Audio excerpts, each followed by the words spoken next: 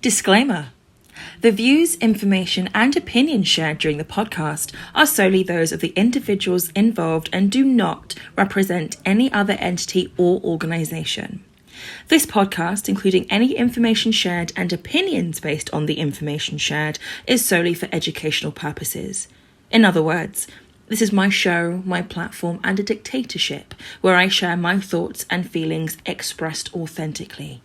I love to provoke thought, conversation, and racists, and if after today's episode I've provoked any of those three things, then I'm comfortable with that. Now, whilst the ground rules are set, get seated, get a snack, get a drink, and get comfortable, and immersed in the latest and hottest episode of To Be Confirmed. Hello. It's been a while, hasn't it? Well, no, it hasn't been a while. Thankfully, we're back and up and running.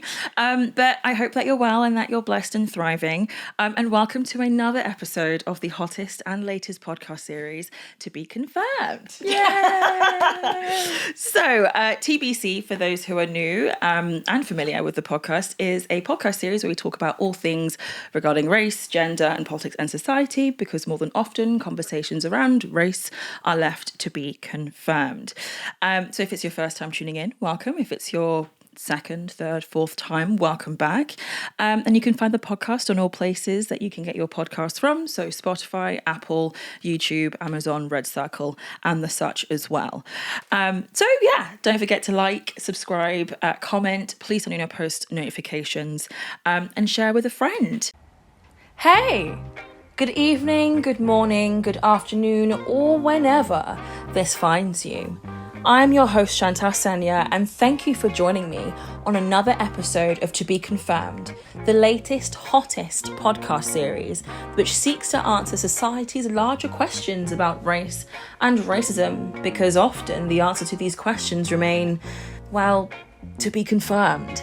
Tune in, listen, and prepare to be inspired, provoked, and moved as we dive into another episode of To Be Confirmed. So we have another belt of an episode. I'm sure you can see our guest in the space for those of us who are watching on. She is stylish, she's sustainable, and she is none other than Threadsforapenny. Oh, yay, thanks for having me. Thank you for coming. So exciting. Thank you. So I'm going to introduce you to our audience. And Penny has a very, very impressive work portfolio. And it goes as follows. So, Penny, also known as Threadsforapenny, is a passionate advocate for sustainable fashion and an imperfect eco-lifestyle creator dedicated to raising awareness about the impacts of fast fashion. Through her social media platforms, she shares her journey towards a more sustainable lifestyle, offering insights, tips, and resources to inspire others to make conscious choices. With a love for crafting, Penny showcases her creativity through sewing and crocheting, using her skills to repurpose old garments and create unique, eco-friendly pieces.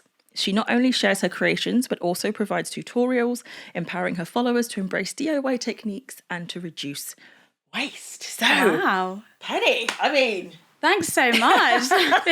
Thank you.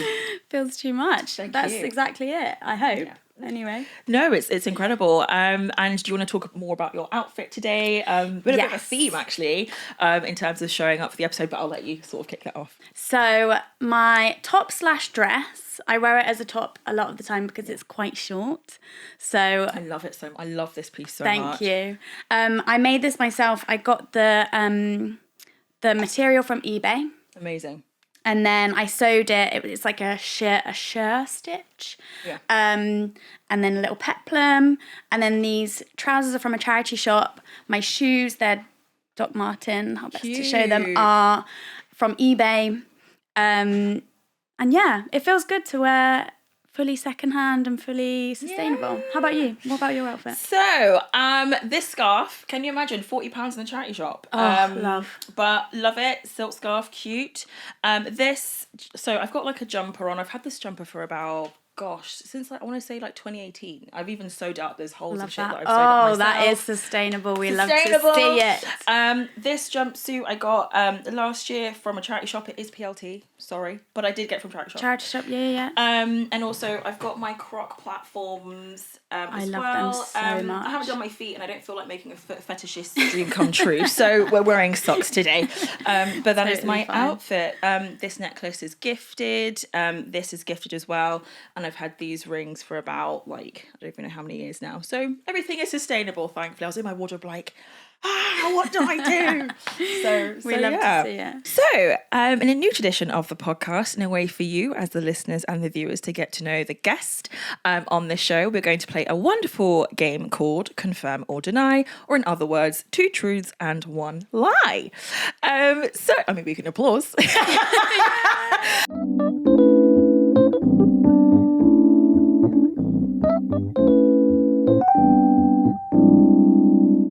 So I have 2 truths and 1 lie from Penny. This is the first time that I'm actually properly like digesting this. I don't want to have like any preconceived notions. But for the folks listening in or watching in at home, drop in your guests down in the comments below, whatever shocked you, and we'll go from there. So the first confirmation or denial is you were in a West End show. That's the first one. Mm-hmm. To me, it's giving yes. I feel like you were in that. I feel like you have that kind of like rich lore to you. Okay. So the second confirm or deny piece is your dad was in Harry Potter. Mm-hmm. It's giving actor, so I'm going to say yes. And the third one is I've never watched Game of Thrones. I'm going to say lie. Wait, I said 2 true. I said true. Yeah, I want to say true, but for the sake of the game, I'm going to say lie. What are the answers? You are correct. Period.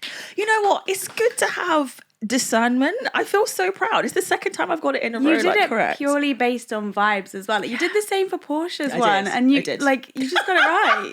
Thank you. Let's hope next episode I can get like a third kind of streak running. Amazing. But tell me more about the West End show, though. Okay, so I think most people studied in Inspector Calls at school. Did you? I didn't, but another part of my year group did. Yeah. So it was a play of that. Wow. It wasn't a speaking part. I was in year 6. And I was a street urchin. And I basically had to like, it wasn't in the book, but it was written into the play by Stephen Daldry, I think was the director. Oh, cute. And yeah, I got to like leave school to go and be on West End. I got paid. Like I can't remember how long I did it for, maybe like a few weeks. That's amazing. And I got like £400. £400? Yeah. Sorry. Yeah. £400 for a non-speaking role? Yeah. Sign me up now. I need the money. I know. Wow. I know. And like when you're 10, 11, yeah, that's like, I spent it all like that. Yeah, I wish my parents had been like, I'm locking this away. Yeah. But they let me. And to be fair, to my credit, I did spend most of it on like Christmas presents for my family. That's so lovely. That's so kind. Bless me. But so like thoughtful of your parents to be like, it's okay, enjoy it. In my household, it would have been like, oh, don't worry, I'll keep it safe for you, never to be seen again. So very, very lucky and blessed in that regard. Very lucky. And also Game of Thrones. I mean, I've never watched Game of Thrones. I feel like for me, it's been more of like a stubbornness thing. Like, I don't know. I'm comfortable with it, and obviously because I now know how it ends, and that like, were you satisfied with the ending of Game of Thrones? I know exactly what you mean. So I've not watched all of it. Okay. But I've seen like a few episodes, and mostly through Francesco here. This is a bit of a double bluff from me, a bit of a trick question. I was a bit cheeky, but no, I haven't seen the entirety, but I have seen like episodes and through him. But like you say, I know exactly what happens. Yeah. Just disappointed, really. Like, because when the final season was coming out, I was like, let me just. Because one thing about me, I can binge a TV show in a week. Me too. I did Snowfall's 6 seasons in a week. I mean, I was quite depressed then, but like, I did. That probably helped. You know, that helped. But yeah, I got through that in a week. So like, when it was like, oh my God, the season's coming out, I was like, okay, I think I can cram that in. And then I found out that it was just like, oh, what the fuck is this ending? And I was like, yeah, I'm not gonna frustrate myself. So yeah, and then there's House of Dragon as well, which I'm yet to watch, but I probably will. Yeah. Give a little dabble. Yeah. You know? Dibble, dip the toe in. So, the title of today's episode is called Fast Fashion, Consumerism, Class and Culture. Now, I want to be really, really candid here with today's episode. This is a topic that I am learning in. I've done some research in, and even the research I did was like, what the fuck am I getting myself into? Yeah. So for those that are at home listening, Penny will be here as the expert to, guide me through this space. To anyone that is in the sustainability space as well, if I get anything wrong, please feel free to drop me a line, drop it in the comments below. And, I just wanted to be kind of vulnerable in that space, and that, not in every episode. How do I say that? Not every episode is going to be me being 100% knowledgeable on every topic, but I think that's just life in general. We all learn something new every day. And yeah, I thought it'd be a really interesting territory for me to sort of chart it in relation to race, gender and class in a completely different sort of space as well. Yeah, absolutely. So, in the true tradition of TBC, there will be an overarching question which will support mine and my supporting guests' conversation. And we will all find out together in the space whether the question in itself has a direct answer, or if the question is and is yet to be confirmed. I mean, obviously, you're listening to be confirmed, so you can figure that out, but just thought I'd lay the premise down. So, the overarching question in today's episode of Fast Fashion, Consumerism, Class and Culture is, at what cost does cheap and cheerful market fast fashion consumerism as a necessity? So it's quite a heavy topic. Yeah. But before we dive into your reflections and what comes to mind with that, we've already introduced you, but again, welcome to TBC. Introduce yourself. How are you? How are you doing? What's your star sign and what ends are you wrapping? Okay, so I mean, I think your introduction of me was pretty explanatory. It was pretty full. But yeah, just to reiterate, I'm a sustainable fashion, eco lifestyle creator. Period. I've been doing it for over 5 years now. Wow. And I kind of started by just watching videos about like upcycling clothes, without even really thinking about doing it myself. I just like enjoyed watching it, and I always sort of charity shopped, and then when I was in charity shops, I was seeing things and I was like, I could do that.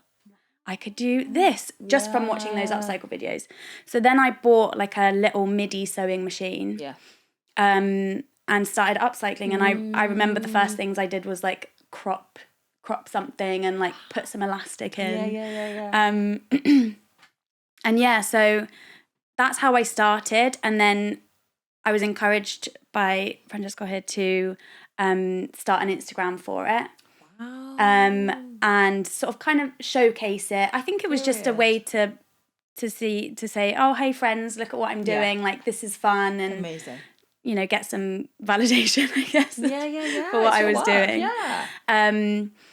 And it kind of built from there. I started following other people who were doing the same thing, which I had no idea about. People were talking about charity shops and upcycling.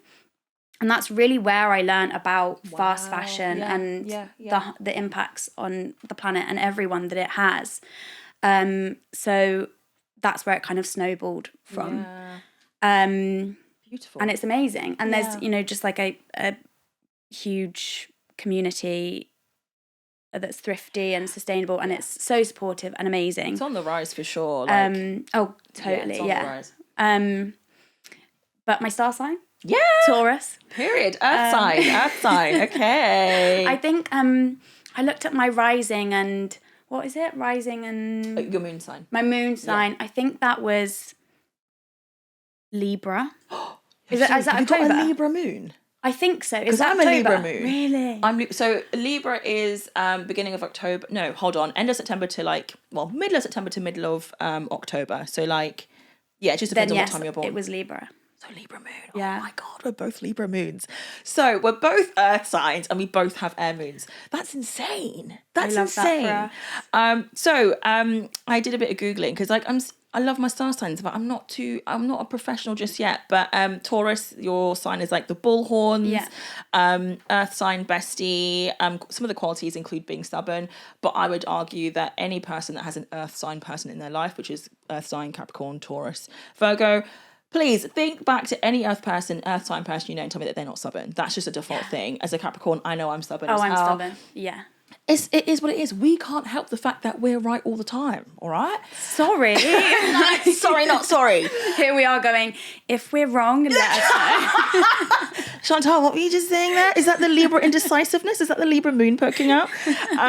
But yeah, no. What else about Taurus is, as I look at my script, Tauruses are known as seekers of pleasure, comfort. So you get this stereotype, actually. A lot of Tauruses get the stereotype of like being like the stoner, or like legalize it, side note, but the stoner, or like the person that like likes their nap, that loves their nap time, that loves that kind of like, they have their snacks on hand, they have their naps on deck kind of thing. Venus is the planet ruler of Taurus, so Venus is the goddess of beauty, so like Taurus placements are known for being quite beautiful. I mean, you're beautiful, you're here in this space. I agree with myself. And low-key central as well, so that's that really. Love it. My additional question actually is like, where did the name Threads for a Penny come from? So actually it was one of my friends from uni, Zane, you've met him. Yes. Hello, Zane. I literally said to him, I'm going to start an Instagram, what do you think I should call it? Yeah. And he went, how about Threads for a Penny? And I was like, yeah, sounds good. And that's what it was. Yeah, and it stuck. And I think it was like, in his head it was, I'm showcasing upcycling, which is threads, and then my name is Penny, and also like threads for a penny, because a lot of charity shop clothes can be cheap, so you're getting it for pennies, little pennies. They should be getting into marketing. For real. Wow. I know. Yeah, kudos. So thank you, Zane. Yeah, very creative there. Impressive stuff. So we've had a huge epilogue. But again, just to remind the listeners, the title of today's episode is Fast Fashion, Consumerism, Class and Culture. But yeah, just to get your immediate thoughts, what were your reflections upon sort of hearing and working with this episode title? Yeah. So obviously it's so multifaceted. Yeah. So nuanced, so intersectional. Yes. It's like, where do you even start? Yeah. In short, it comes at a huge cost. Yeah. Because you consider the workers involved in fast fashion. You consider the environmental impact that fast fashion has, which we'll get into a bit later, I think. Yes. And, you consider the impact on society. How does fast fashion make us view ourselves? Yeah. How does fast fashion get us into trends? Yes. And how does that impact us? Yeah. And I would argue a lot. Yeah. So yes, cheap and cheerful is quite a nice sentiment. Yeah. But it's something that comes at a huge cost very often. Yeah, 100%. And you kind of also have to consider, obviously, we're in a cost of living crisis, and it is hard to buy sustainably, and fast fashion is cheap and it's accessible. There are many benefits to it, but I don't think those benefits outweigh the huge cost. 100%. Thank you for that. I think for me as well, and there's a lot to say, obviously. I don't know. When I thought about this episode title, again, I considered how challenging it would be for me in this space in terms of like learning something completely new. Yeah. Also, I knew that this episode does feel quite humbling, actually, because as someone that does use fast fashion and has used fast fashion, to actually sit and confront the information that I had to confront, but also think like, oh, I funded that, was pretty like, oh, that's really, really shit. So for me, like, first initial reflections are a space where, I really want to, learn more and do better. But also I think, I wanted to challenge the notion of ethics and consumerism as a whole as well. Consumerism is a product of capitalism, which in turn, impacts the way that, we access services and treat people in the world, as you've mentioned in your response as well. And of course, with fast fashion being a huge indicator of like status in terms of how one presents and all of that.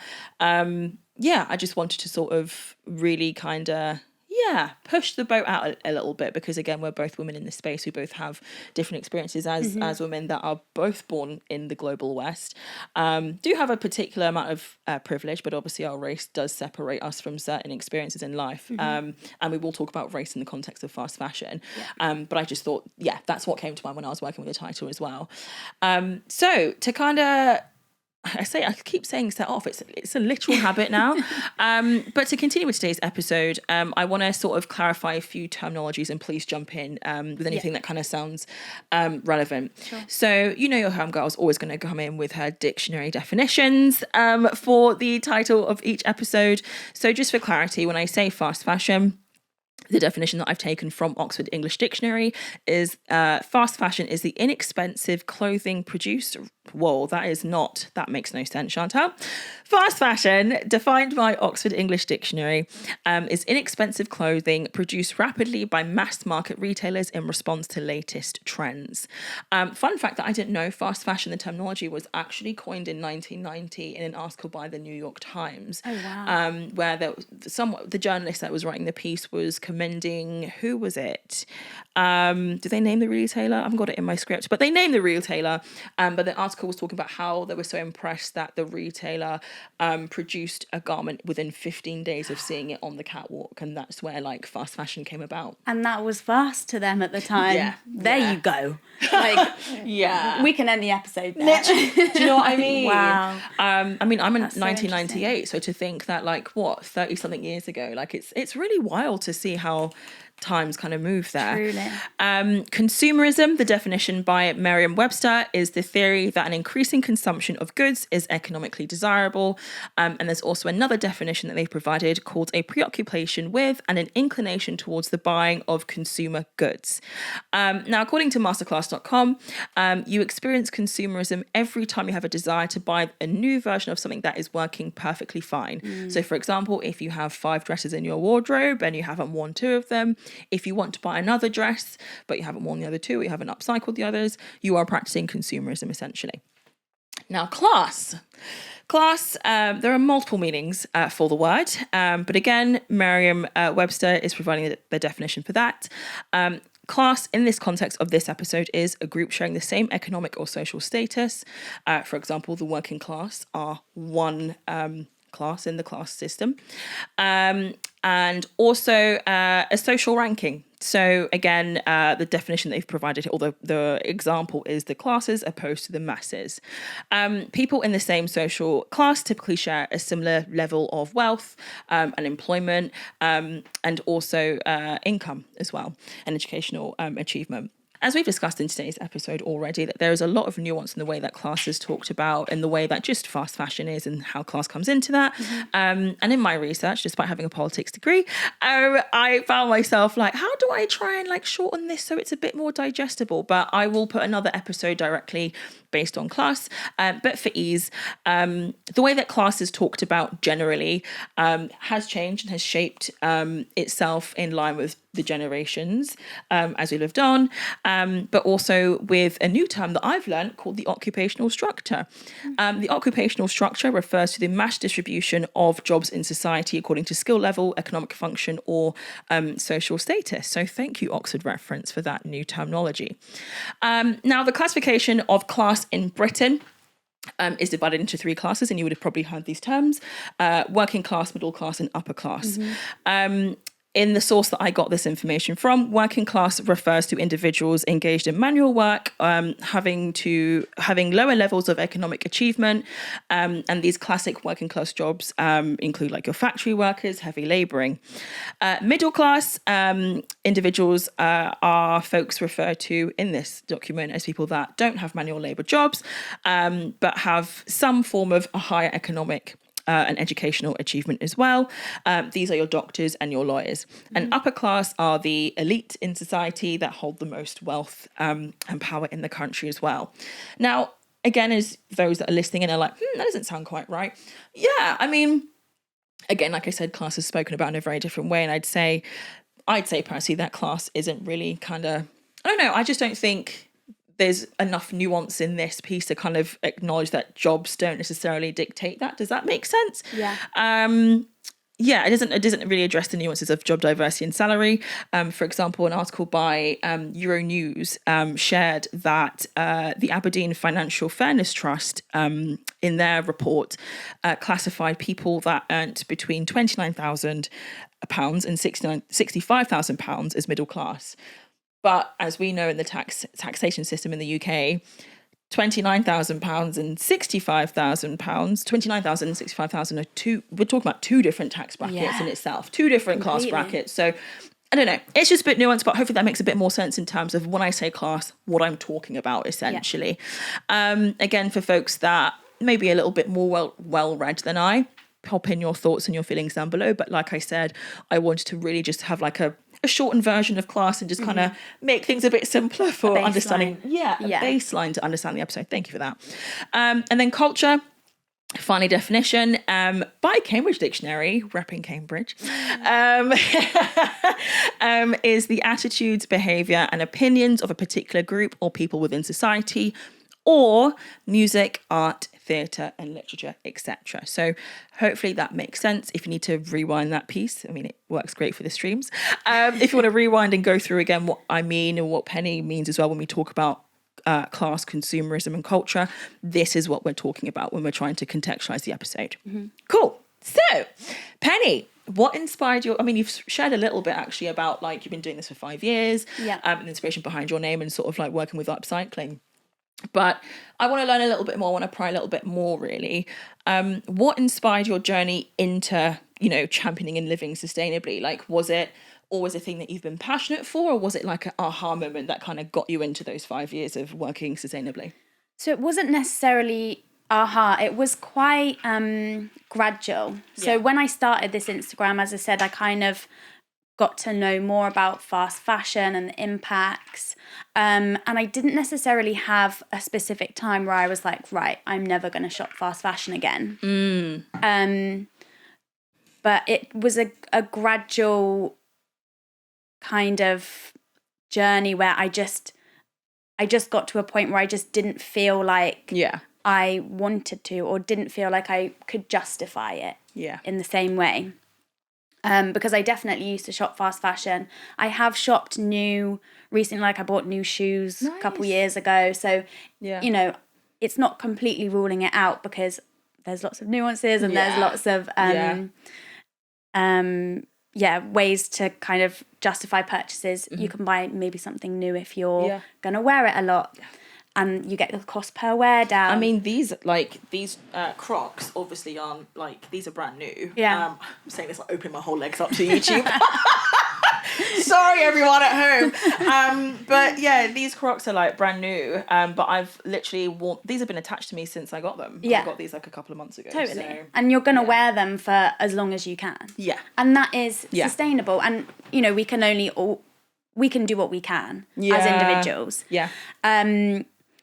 So that's how it kind of developed, where it just got to a point where I was like, I don't feel like I can do this anymore. And I'm in a space where people aren't. So it's not like I'm bombarded with seeing all of these trends. It's not like I'm bombarded with seeing people promote Boohoo, because I've not been following people like that since that Instagram thing. And really not having that around me definitely helped, because I'd unsubscribe from fast fashion emails, which is super important to do, because it's like they get you. They do. It's so really easy it's really easy just to be like, and like the countdowns, sale ends in 20 minutes, and you're like, fuck, next day delivery now. Literally. Yeah.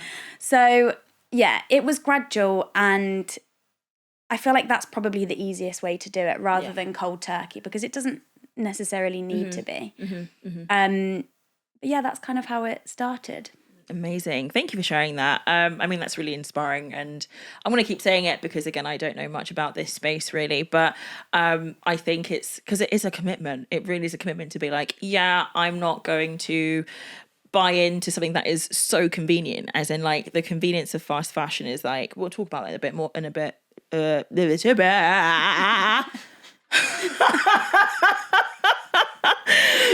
Fuck me.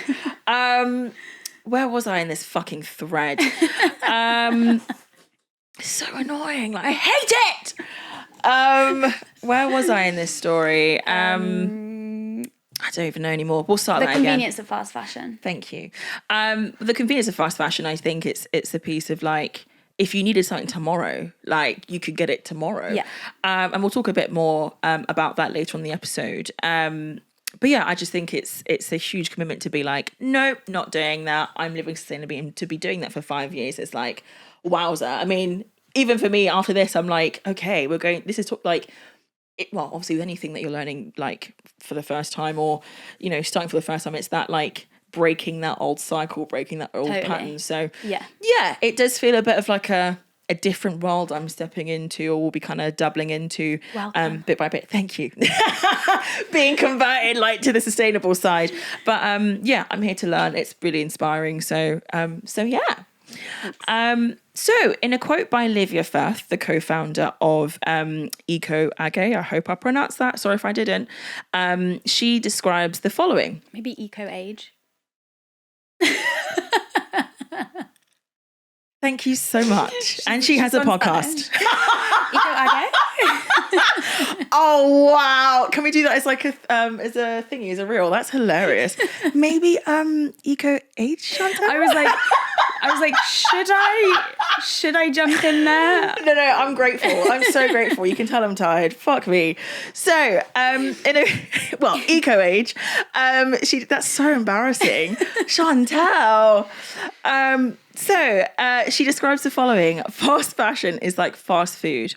After the sugar rush, it just leaves behind a bad taste in your mouth. Do you agree? In your own words, what is fast fashion? I totally agree. And I would feel the same thing. Like, you get the rush, you order it, yes, you get it, it's like all exciting. Yeah.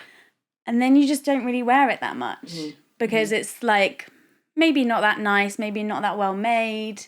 Yeah. Or it's been an impulse and a rushed decision, and it's why did I even want this? Yeah. And no, probably not. Mm-hmm. And I mean, your definition of fast fashion is probably what I'd say. You know, it's mass, quickly produced clothing and fashion that is just distributed, sewn, everything so quickly. And I don't think the definition can go without acknowledging that how unsustainable it is in every way. Yeah. When I say unsustainable, I'm talking about you have to be, like, sustainability to me is so all-encompassing because you need to think about every aspect. Amazing, yeah. Which is the environment, the workers. Yes. Because how can something be sustainable if the workers are like worked down to the their core? Yeah. They're not paid. Yeah. They're exploited in the workplace in so many ways. Yeah. You know, I think it's all encompassing, and I don't think the definition can go without acknowledging that, because to me 100%. that is fast fashion. Amazing. You know? Thank you for sharing that. In addition to that, sorry, my eyes. If you see me rubbing my eyes, for those that are watching, I've got contacts in, and for some reason they like to dry up. And your girl's got astigmatism, so it's like double like I can't see. So yeah, if you see me doing that, trying to like see what's in front of me, that's why. So I'm going to bring this a little bit closer. So, like I shared before, the term fast fashion came from the New York Times article in 1990. But of course, in my research, there were folks that I were reading up on that were like, you could argue that fast fashion began in the Industrial Revolution when the sewing machine was made, which is like fair. Yeah. Like that is fair. Because fast is all relative, isn't it? Yeah. Which just goes to show that 15 days was classed as fast fashion in 1990, and now what is it? 5 minutes? No, literally. Crazy. Very crazy. We've touched on this already, but there's the piece on where fast fashion touches on the notion that, like, if you are buying these trendy styles, if you are hitting those countdowns, that the whole, like, faux pas of, like, repeating an outfit is, like, a no-go. If you're repeating an outfit, if you're wearing a knockoff like designer item, it's like, oh, like who are you? Like, ew, like you're poor. And it's like, let's not bring classism into it, but it's already in that space anyways. And as we know, appearance dictates the way that you're treated in the world. And you could say, hey, Chantal, race. And yes, race is one way that appearance dictates the way that you're treated in the world. But again, in the way that, you know, being well dressed, on the other hand, being, you know, looking like you're part of that kind of mass organization of like, this is what's cool. So you follow that blueprint. That's what sustains that kind of like cultural image of what's cool and what's uncool there. Fast fashion brands, please don't sue us, because they are organizations that market themselves as such, include but are not limited to PLT, Boohoo, Shein, Temu, In The Style, and more. With reference to Livia Firth's quote, actually, and I would say, as you are listening, like I do agree with what I've learned from this piece. In a 2023 article by oceangeneration.org, over 100 billion items of clothing are produced each year, which apparently is a 50% growth in 15 years. Oh God. That's 100 billion. That's literally half of the amount of money that the richest man in the world currently like has, which is insane. 100 billion. It's so difficult to comprehend. And I think that's maybe like part of the issue as well, because it's like, it's so hard to comprehend that it's like, oh, well. We can't quantify it. Yeah, like you kind of ignore it because it's like, you can't count to 100 billion. You can't count to 100 billion. I wouldn't even know how to. I don't. I'm going to see if I can try and find it, but there was like a, either a video or like a picture of this guy that had like, piles of rice to demonstrate. I think it was either Jeff Bezos or Elon Musk's wealth. And he was like, a grain of rice is, let's say, for the sake of this video, a grain of rice is 100,000. This person has this much. This is $1 billion. This is how much grains of rice it takes and is in comparison to help you quantify that. Back in February, I made a video that went viral visualizing Jeff Bezos' then net worth of $122 billion in rice. Well, that was then. Since then, his net worth has gone up $50 billion to $172 billion.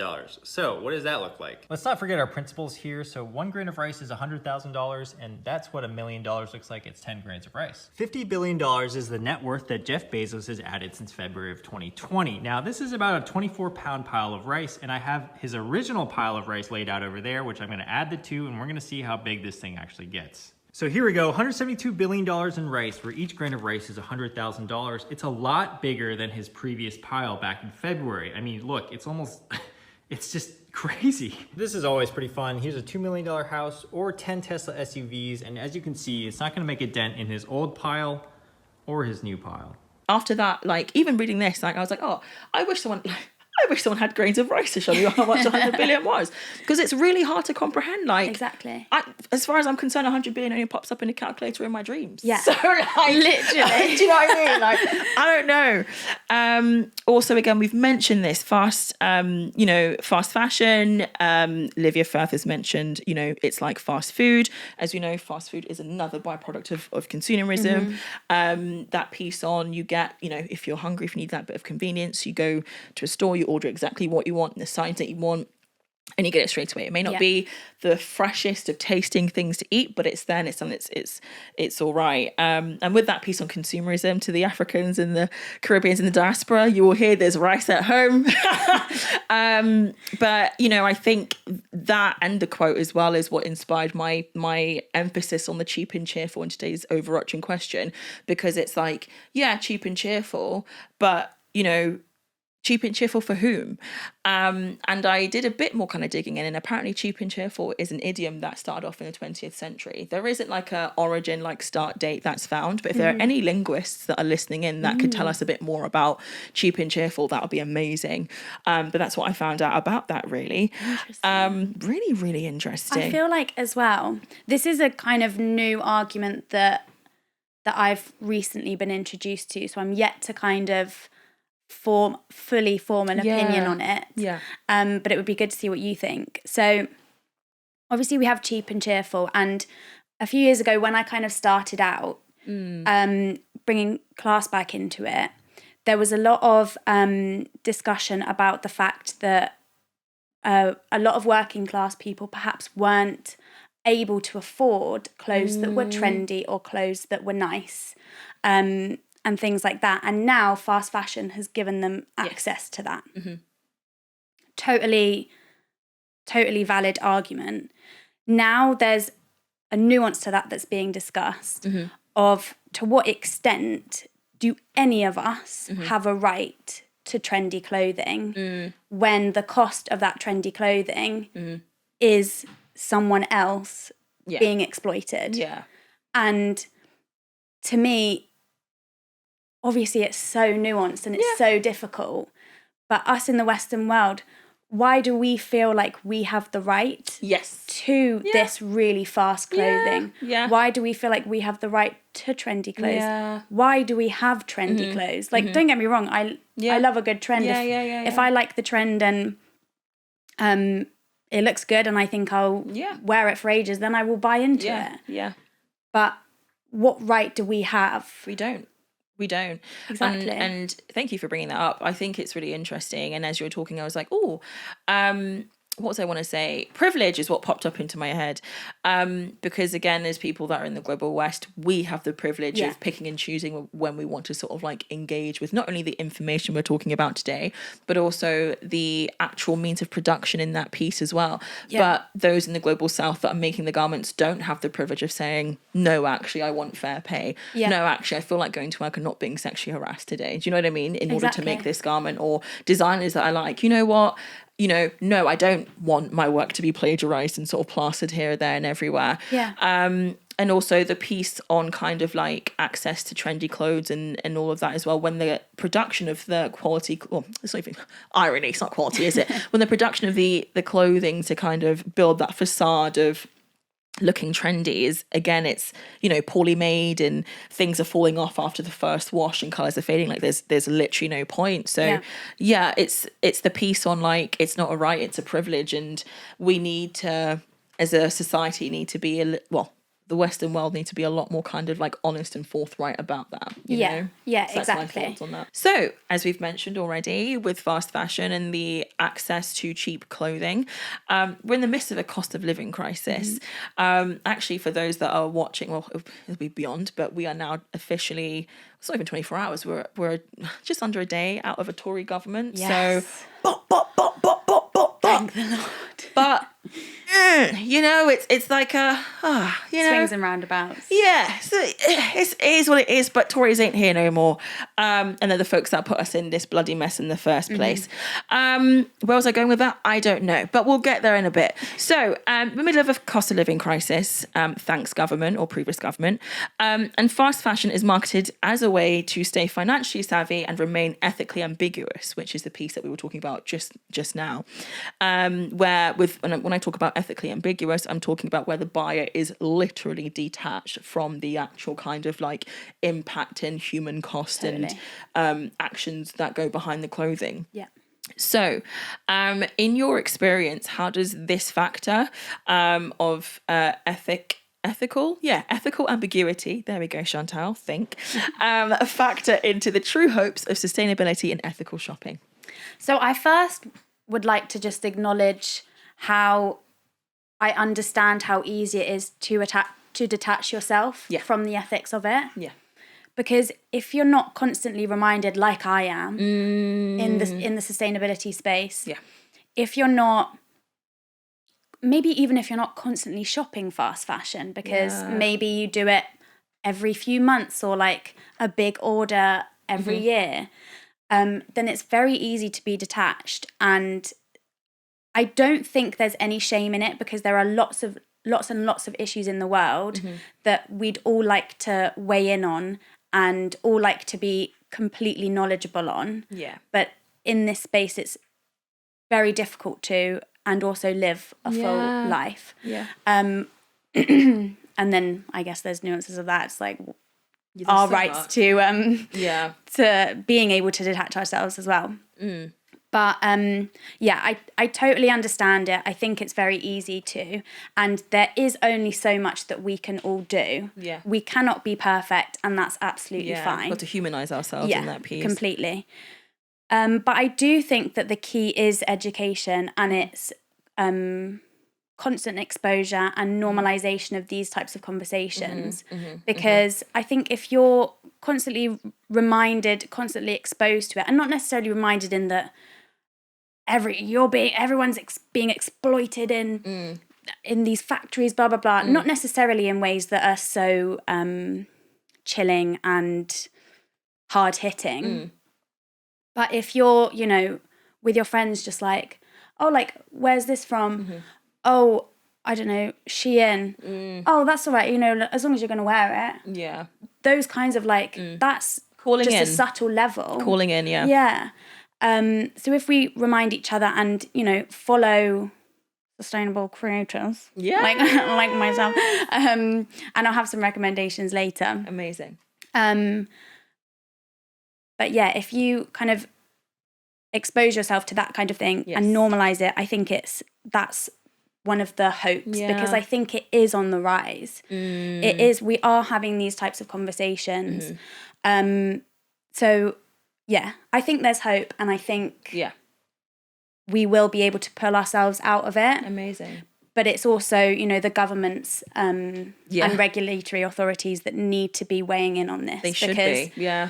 As much as I really do believe in individual impact, because once an individual does it, if loads of individuals do it, then they'll have to change. Yeah. So yeah, I think there's hope, but we can't just sit back and relax and watch. No, we can't.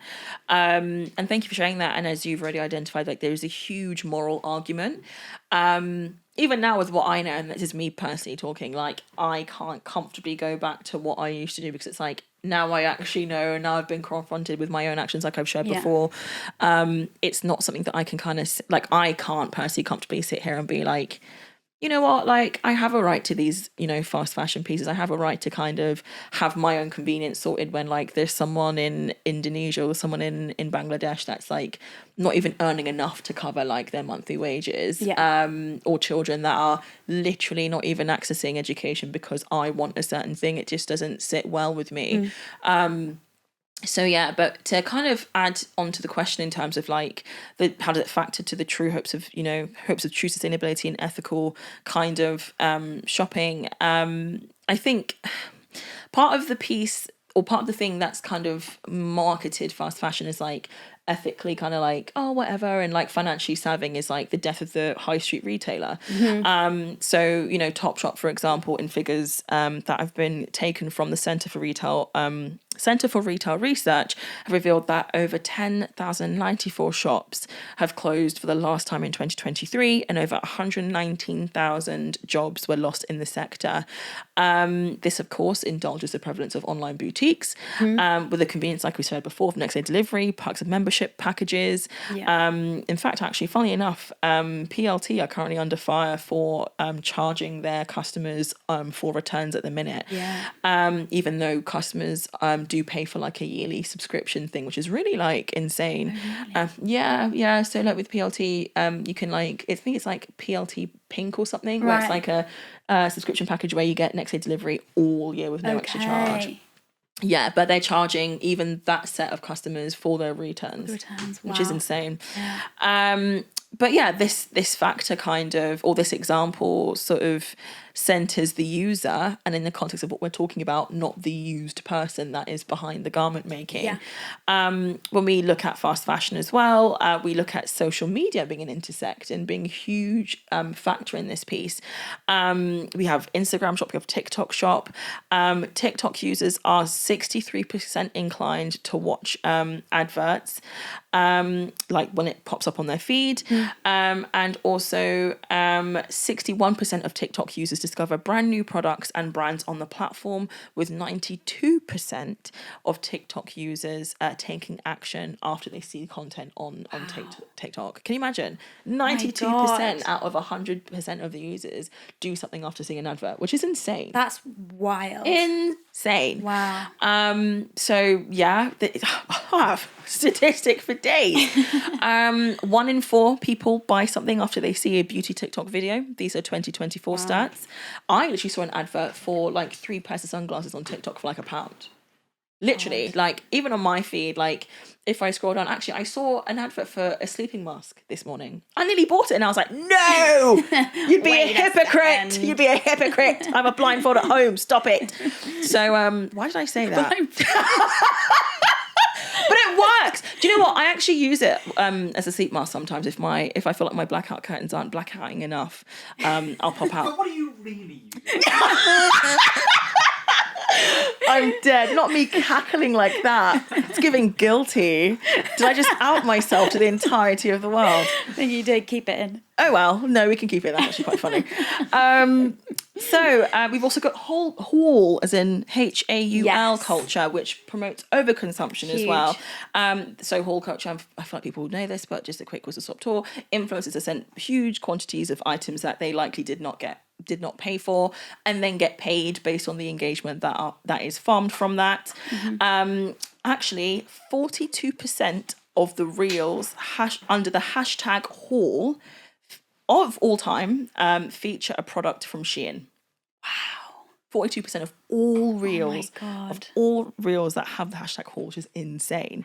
The true financial cost as well, to center back to our question on how does this factor of being marketed as financially savvy and ethically ambiguous, how does it impact the true hope that you see?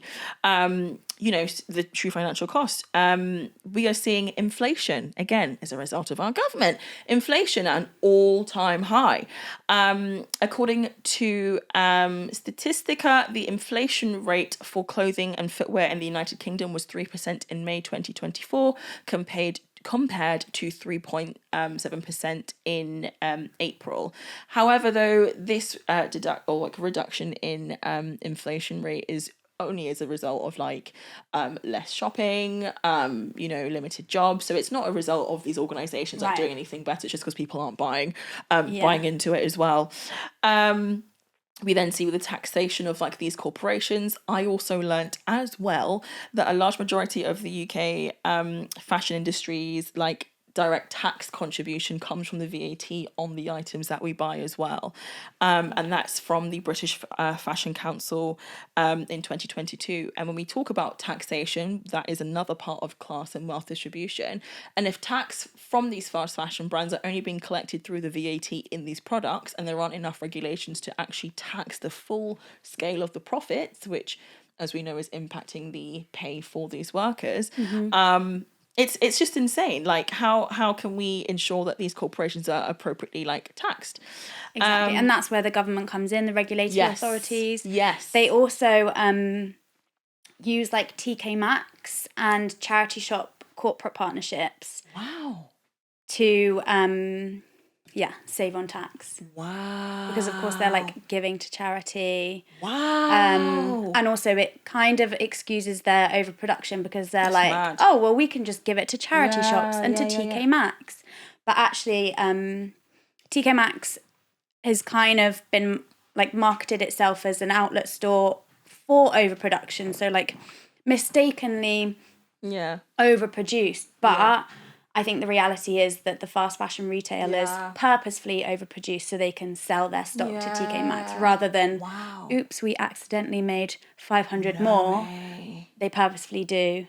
Allegedly. So they can, allegedly, just in case. But you get what we're saying.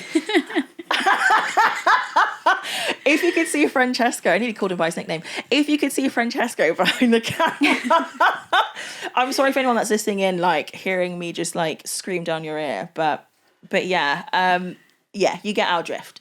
There's also the get ready with me trend, the celeb sort of collabs, and again those pieces when we talk about influencers sort of donning these oh my god, this is a piece by X celebrity and X fashion brand. It's that kind of element of like relatability, you know. Yeah. If I can get a piece by this person that's been designed by this person, Yes. then I'm cool, which again, as we know, like isn't the case as well. Exactly. And this develops a brand new term that I learned again called an aspirational shopper, which is someone that's driven by the desire to emulate the status Right. that we see in the world. Now I'll even do like a bigger link with that, because with the aspirational shopper, if we link back to my previous episode with Portia Birch, check it out, on the power of social media and the future of social media. In that episode, I talk about mimetic desire, which is where someone develops a desire as a result of seeing someone else have something. So they will then mimic what they want. So if someone is donning a Dior bag and they see it on social media, there is a likelihood that someone else will see it and be like, oh, I want that Dior bag. But they didn't want that before they saw the person having it. Does that make sense? Totally. So yeah, that's we've had quite a lengthy answer there, but there's just so many pieces, and again, nuance. Take a shot every time you hear the word nuance. That kind of ties into things that are impacting that hope. So personally for me, I guess because I'm new to it, I don't have much hope personally, but that's so like, meh. I don't have much hope, but I would hope that your hopes come true. Thank you. So that was like, sorry, but yeah, I'd hope that your hopes come true. I hope that they do too. So behind the product, there is the human behind the design, right down to the garment worker. And stats show that there's a large majority that are overworked and underpaid. Why are we still buying from these large corporations without moral and financial conviction? What is the true human cost? I mean, honestly, I don't know why we're still buying. Because personally, obviously, you know. Yeah. I know, a lot of people know. And I mean, maybe people aren't aware of the extent of it. Yeah. Because before I got into the sustainable fashion community, etc., I kind of knew that fast fashion wasn't great, and I kind of knew that sweatshops existed. I mean, people still make jokes about forced labour and children making like your phones and clothes and stuff. Like, that's not funny. So people know. Yeah. It's that willful ignorance, isn't it? Yes. That's the piece, I think. That's the missing key to that moral kind of conviction in this. Yeah. And it happens with everything, doesn't it? So, like I was saying earlier, we can't all be perfect. So it's really difficult to kind of tell everyone to stop shopping from fast fashion completely. Yeah. Because obviously that's the goal, because that's what's going to make the government weigh in and regulators weigh in. Yeah. But I think probably the main thing is getting people to be more conscious. And I do think people are, going back to the hope piece. Yeah. I do think people are. I know I'm in an echo chamber and I'm in a nice little bubble of sustainable fashion and people who are aware of it. Yeah. But yeah, I don't know why people are still shopping, especially when they know about it. Yeah. But as you say, it's the willful ignorance and it's the convenience. Yeah. And the true cost is really quite something, you know. Yeah. Workers get paid as little as $2 per day. I don't know if that's probably US dollars. They've converted it to US dollars, which is shocking. And often it's like one, maybe even like 1p per garment or something like that. Can you imagine if we were paid that? Yeah. Workers are exploited with working hours, so they are worked loads of hours. I don't know if anyone's seen the videos of factory workers sleeping on the floor the factory because they're being overworked and they just sleep there and then continue to make the clothes. Women are sexually assaulted in the workplace, which is absolutely horrendous, obviously.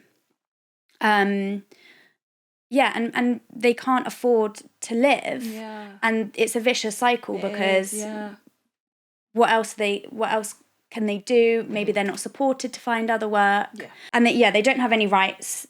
There's child labour, forced labour. I mean, the list just goes on. The list goes on. It's wild. Yeah, it's truly. absolutely wild. Thank you. And to add onto that piece as well, and I've already said this, it's in the script, moral and financial conviction are lost from the accountability piece, because again, another piece of this puzzle is the accountability. Like, we don't have accountability from these corporations to actually put their hands up and say, yes, we are. And I guess it's on a larger kind of like marketing thing or a larger reputational thing, but they need to be able to acknowledge, yes, we do use child labour. Yeah. They need to stand out and say that, because as we know, they're kind of very like, we're doing globalization and Yeah. but that accountability is what's lost in really trying to address these issues. I discovered that 8 out of 10 leading fast fashion brands do not disclose their yearly production volumes, which is insane. According to a survey by Fashion Checker, 93% of fashion brands aren't paying, as you've shared, their workers fairly. Workers can't afford essentials like decent housing, food, and healthcare. And again, when I talk about the privilege piece, for us in the global West, for us in England that have access to universal healthcare, for other countries in the global South, I don't know. For those that live in the global South, please fill me in and please share your experiences with healthcare. It will be very different. Not everyone's going to have the access to be like, oh, let me go sit in A&E because this is what's happening. Yeah. They're going to have to pay fees to even sit in the hospital in the first place. Yeah. Again, the buying practices, we've shared this already, of fast fashion really do encourage the turning like an ignorant eye to the atrocities and the illegal subcontracting, as you've shared, the forced and unpaid overtime as well, the regulatory bodies, the governments that are kind of, again, really ignoring the issue at hand. Mm-hmm. I learned that 51 countries, the true human cost, 51 countries use child labour within the fast fashion supply chain, which is mad. And the International Labour Organization, the ILO, estimates that 170 million children are used as child slaves, which is insane. That's 170 million children that are deprived of the right to education, 170 million children that are stunted in terms of like their life prospects because a corporation wants products out tomorrow because they saw it in London Fashion Week, which absolutely blows my mind. It's horrific. And when we talk about the moral and empathy piece as well, like if people can humanize, if people can humanize Ukrainian children, why can't you humanize children in the global South? Do you know what I mean? Like why can't you see the similarity and the humanity there as well? Also as well, actually, Bangladesh, which is a major supplier for fast fashion brands, again, you've shared this, has one of the lowest minimum wages for labour in the world, at the equivalent of £60 a month since 2018. And to contextualise this depravity even more, I didn't know this at all, but in 2013, there was something called the Rana Plaza tragedy, where a garment warehouse collapsed in Bangladesh, killing 1,134 workers and injured over 2,500 more. Yeah. And those workers are still suffering from, obviously, those injuries, the impacts of that. Because as you say, no healthcare. No. How do they, if they have injuries like amputations, how can they work? How?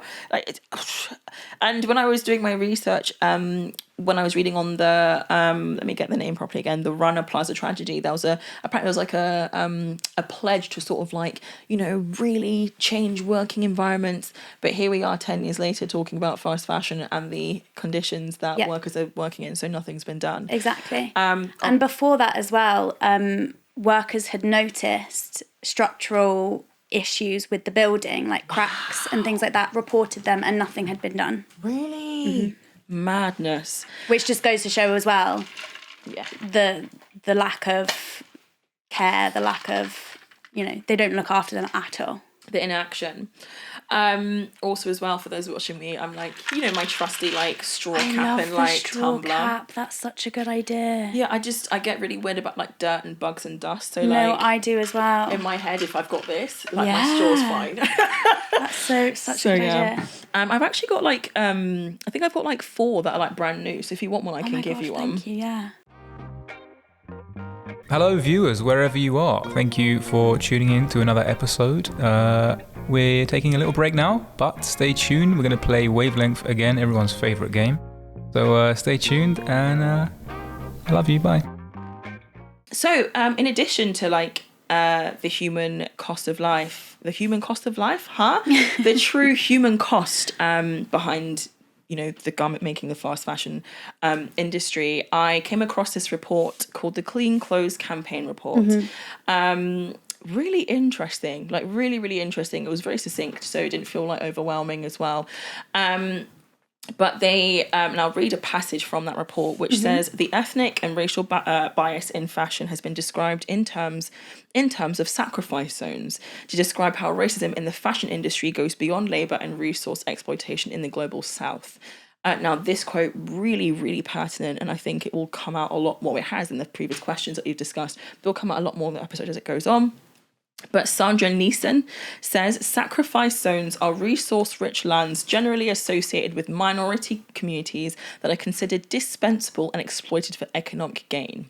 I'm still reading the same passage. In sacrifice zones, indigenous crafts and fashion and its makers are destroyed for and by the expansion of industrial fashion. Where indigenous craft is often appropriated into clothing for mass consumption, traditional crafts and their makers are sacrificed as local communities are pushed into low-paying garment worker jobs.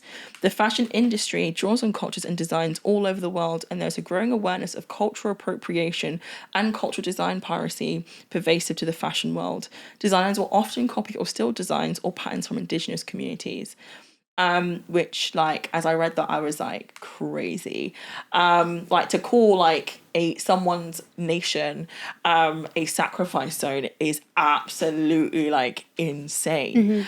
Another piece in the same report I'm quoting from, we've shared this already, sexual harassment, assault in the workplace, reports that women working in textile factories are frequently subjected to verbal and physical abuse in the workplace. Of the 74 million textile workers worldwide, 80% are women of the global majority.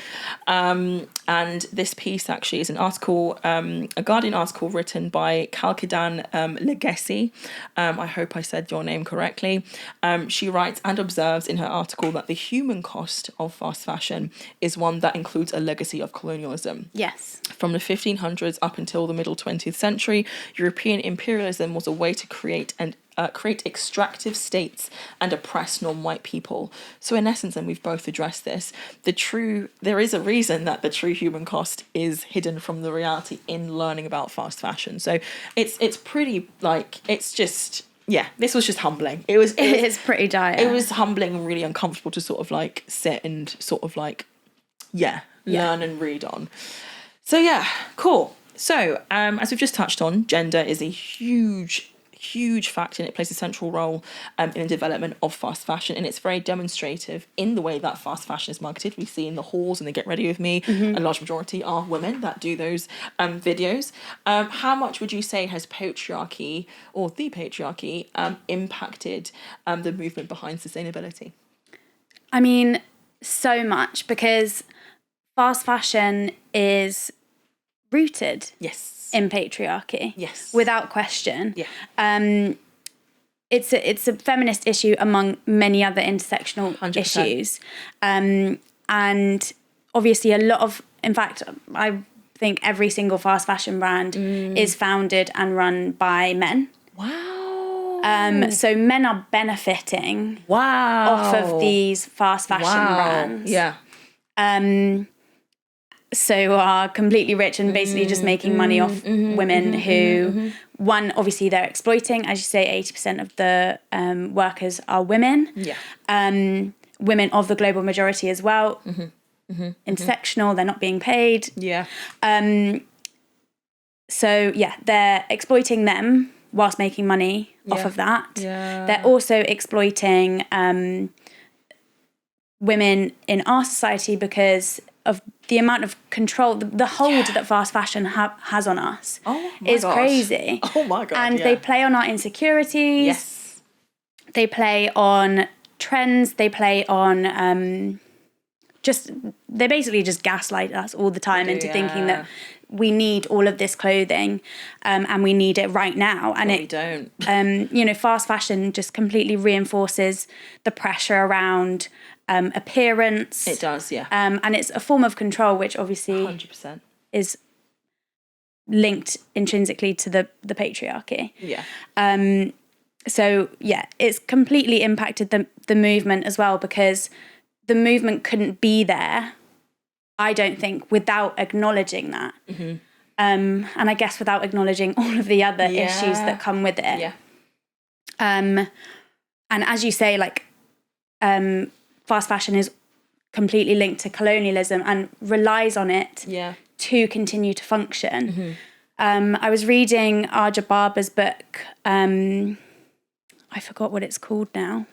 We'll put the title on the consumption thingy in the description. And let me read this from my Brilliant. notes. Yes, please. The endurance of colonial structures allows the exploitation of non-white people to persist, basically. Wow. So a lot of fast fashion supply chains have the same trade routes from the peak of Europe's colonial endeavours. So it's like, it's not just influenced it, it's like still... I did not know that. Yeah. Like the same... Wow. That so not only, not only is it a little bit continuing to exploit, it's using Jesus Christ the same trade routes from like, it's just so unbelievably. It's like in your face, isn't it? Yeah. The whole kind of like message behind like patriarchy and this oppression piece is very much like it's in plain sight. It's in plain sight, and that's what's sickening about it. Exactly. Wow, that makes me sick. Yeah. Jesus. And obviously, it's all just completely interlinked. Also with gender, circling back to the question. Yeah. A lot of fast fashion brands, and it's very prevalent when there are, like when it's like International Women's Day and things like that. The sustainable fashion movement just comes forward in all force. Tokenism, performative. Yeah. It's just wild. Like, imagine producing shirts saying support all women, and then you're literally exploiting the women who are making those t-shirts. Yeah. And then it's telling us you should buy this shirt. Yeah. So you look that good. you don't need, so that you look great, so that you can say that you support all women. Yeah. But you've just bought this thing and we've just exploited people whilst it's honestly it's unbelievable. Thank you for that, Penny. Like, I'm still not over the colonial roots being the same as the fast fashion. Like, it's just a bit like, whoa. Yeah. Mad. Absolutely mad to me. Gosh, what do I have to say to that? I mean, patriarchy, it's one of the systems that operate in the world today. As I was researching the answer to this question, I found out about the origin of the pocket. And as we know, in this jumpsuit I'm wearing, there literally isn't any bloody pockets in it. Pockets in women's clothing is very kind of rare to find. Yeah. But the origin of the pocket featured in men's clothing. It was seen as a necessity and practicality, but of course, during the early centuries, women's clothing was originally sort of seen as like it was meant to be ornate and not practical. So in the Victorian era, again, historians, if I'm wrong, please drop it in the comments. But in the Victorian era, like pockets were sort of like like handbags and purses were born. Right. And eventually, because it was again to kind of look desirable to your male suitors. Yes. Yeah. And eventually, even to this day, we if we see a pocket in a dress, we go crazy. And lots of sustainable fashion brands are doing it. Amazing. I will say, but when you find one and it's like, this dress has pockets. The dress you got even trousers. Like, yes, it's got pockets. Yeah. That day, I felt so good. To quote actually someone called Izzy Manuel, who I know that you will signpost in a bit. She's my friend. Yes. Hi Izzy. So she says you want to be stylish, you don't want to be fashionable. Fashionable is just trend led. And as we talk about patriarchy and trend led, and you've mentioned like body images and all of that, in the UK, in a survey by YouGov, nearly half of all women between the ages of 20 and 25 are unhappy with their bodies. That figure rises to almost 60% for women between 35 and 40. And with these trends leading fast fashion, we see, you know, in installments like, you know, cut out dresses are like the thing. And if and we see like models that don't emulate like the body types or the even like abilities, like we don't really see much disability representation even. We look at racial diversity, we don't see that, and that perpetuates in itself unrealistic beauty standards. Definitely. We see featureism as well. We see the whole thing about like, oh, you need to be completely hairless to look good in this thing. And it's like, no, not really. That's not how things should be. Exactly. And that in itself does encourage like body dysmorphia thing that really does plague and affect a lot of women. Yeah. So with that as well, you've said, you know, and I second that, the piece on insecurities being marketed to us as a necessity. And again, but then in a capitalist heteronormative society, which tells you that you're only important if you're with a man, and if you look a certain way, it can be hard for young women to not like internalize that. Yeah, completely. In the Vogue business released a report this year, and they said that, they released a biannual body positivity inclusive. Hold on, let's start that again. Vogue Business releases a biannual body inclusivity report, which calculates the percentage of size-inclusive representation on women's wear catwalks around the world. In 2024's report, they revealed that 95.2% of models at Fashion Week were a straight size. And a straight size is apparently a size 8 or lower, which is insane. 95.2%. It's insane, and it's worth acknowledging that a lot of fast fashion brands have been more size inclusive in the recent years, which obviously makes it more accessible for people who are plus sized, people who aren't necessarily straight sized. So that is one of the advantages of fast fashion, and I don't think we should ignore that, because that's a really important point. And as someone who's straight sized, I haven't had the issues that plus size people may do with finding clothes. And maybe fast fashion is a way to find clothes that fit you better in a more in an easier way. Half the time. It's not even guaranteed. It's not even guaranteed half the time, because like sizing's cut off at like weird angles. Like it's weird. It's so weird. Anyways, so yeah, that's mad. The straight sizing, only 3.8% were mid size, which is UK 10 to 16.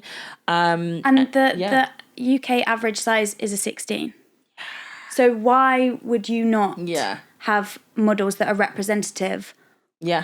Of it's that division. It's that like us and them. It's either like you're with us with this brand that has this product that you're going to buy right now because this model's wearing it and you look like this, or you don't look like us and you're not going to buy our products, and actually we don't want you to wear our products because we're not marketing for you. Like, it's so like you either fit the model, pun intended, or you don't fit the model. And 0.6% were plus size, 18 and above. And again, the power of representation, like it's you can't ignore that in a space. So I think it's really wrong that that's not really available as well. Also, sizing across fast fashion, a 14 in H&M could be a 10 in River Island, could be a 12 in PLT. So and they've changed across the years as well. You might find I don't know, a new look size 10 that fits nowadays size 6. Like, it's really strange. And again, I wouldn't be surprised if it's even within brands. I've seen people compare jeans, so they have one colour jeans that's a size 12, the same jeans that are a different colour, and they're different sizes. Wow. And to me, I wouldn't be surprised if it was a calculated thing, and not actually to do with, I would say that, any kind of measurements. I would say that. The amount of times where I've been like, you know what, I'm just not going to do anything anymore because I clearly just don't fit this anymore. Like, and also how many times, I know I've done it, have you bought something that you don't actually really like, but it fits you well, so you're like, well, I fit into this smaller size, so let me buy it. Which again, it just leads back to the patriarchy, because it's control, and it's making women view their bodies in a certain way, and it's that phrase, don't make the clothes fit. What's the saying? What is it? Don't make you fit the clothes, make the clothes fit you. Yeah, that's it. Yeah. Thank you for that. fuck the patriarchy. Disrespectfully fuck the patriarchy. For real. But that's, sorry, I don't know what came over me there. Because it's so like, It makes me angry. and there's so much to say on it, and it's really difficult because honestly, I think we could do a podcast episode on every single one of these questions, and it be The an way hour I'm like, long. how much time do we have? Like, it's there's so much to cover in this. And I'd love to go into so much much deeper. Yeah. Thing, and I'm sure you will in future Yeah. episodes to come. But there's Can't wink. yeah, it's so, every single bit of it, as we said, is so nuanced. Yeah. And each nuance is so detailed.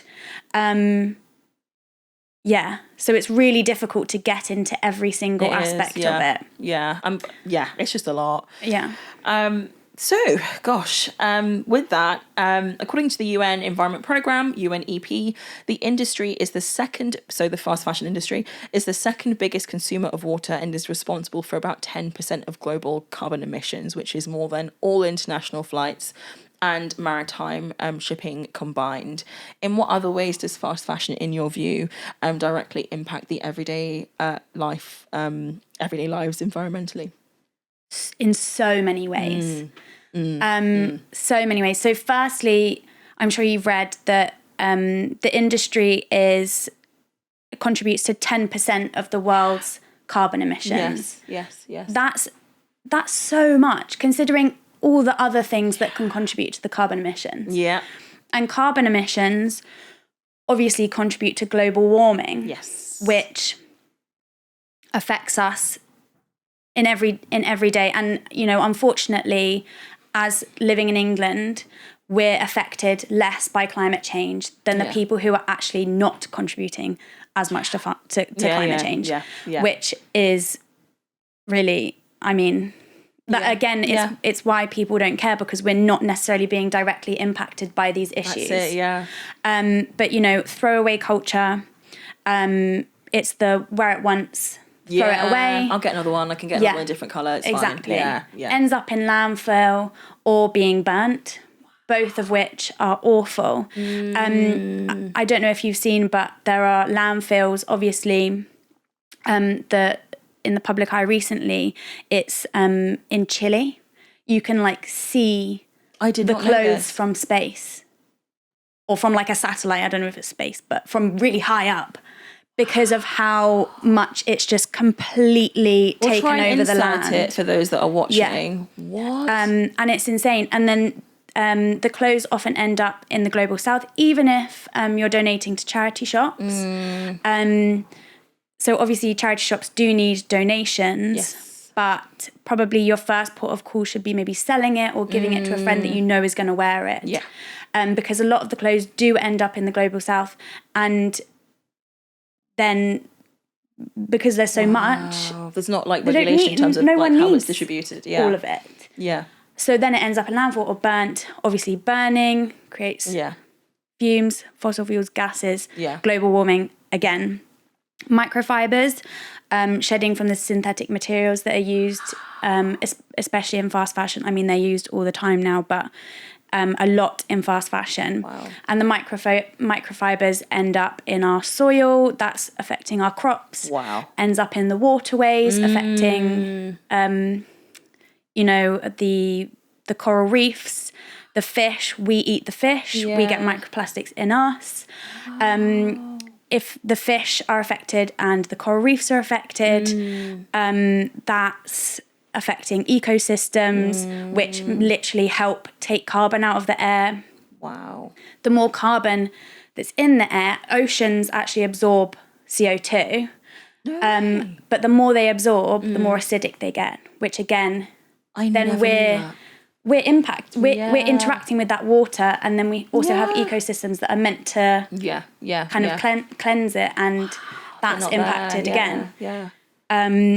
I mean, this is like whistle stop, like I'm just because there's so much. There's so much. Textile dyeing, so that's the chemicals can often be toxic and again affect our waterways. And pesticides for growing cotton, if it's not grown in a organic way, my God. Which again harm wildlife, us. Like we're probably eating loads of Yeah. like nasty microplastics and pesticides and Yeah. stuff. Frequent deliveries, often, because we're getting them next day, and that's happening. Loads of people are ordering it next day. Obviously, there are emissions from transport, and all of this can lead to like deforestation, less trees, less absorption of CO2, more global warming. Yeah. My God. Yeah. Literally exhale, like, wow. Yeah, it's wild. It is wild. To add on top of that, you mentioned cotton, and I learned a very small bit about the Aral Sea tragedy, which pertains to like unsustainable cotton farming, and due to like unsustainable cotton farming, which of course you've mentioned in the context of like denim and jeans, that contributed to the Aral Sea completely drying up. So that is an ecosystem that no longer exists anymore. According to the Ellen MacArthur Foundation, if nothing changes by 2050, the fast fashion industry will be responsible for 26% of the world's carbon budget. And that's only if we're to limit global warming to only 2 degrees Celsius. Oh my God. Furthermore, with locations of production, we've mentioned Bangladesh many times. But in the 2020 edition of German Watch's Climate Risk Index, Bangladesh ranked 7th in the list of countries most affected by climate calamities during 1999 and 2018. And additionally, between 2000, there's an article from The Guardian I'm referencing now, between 2000 and 2019, Bangladesh experienced 185 extreme weather events, including cyclones, heat waves, floodings, and droughts.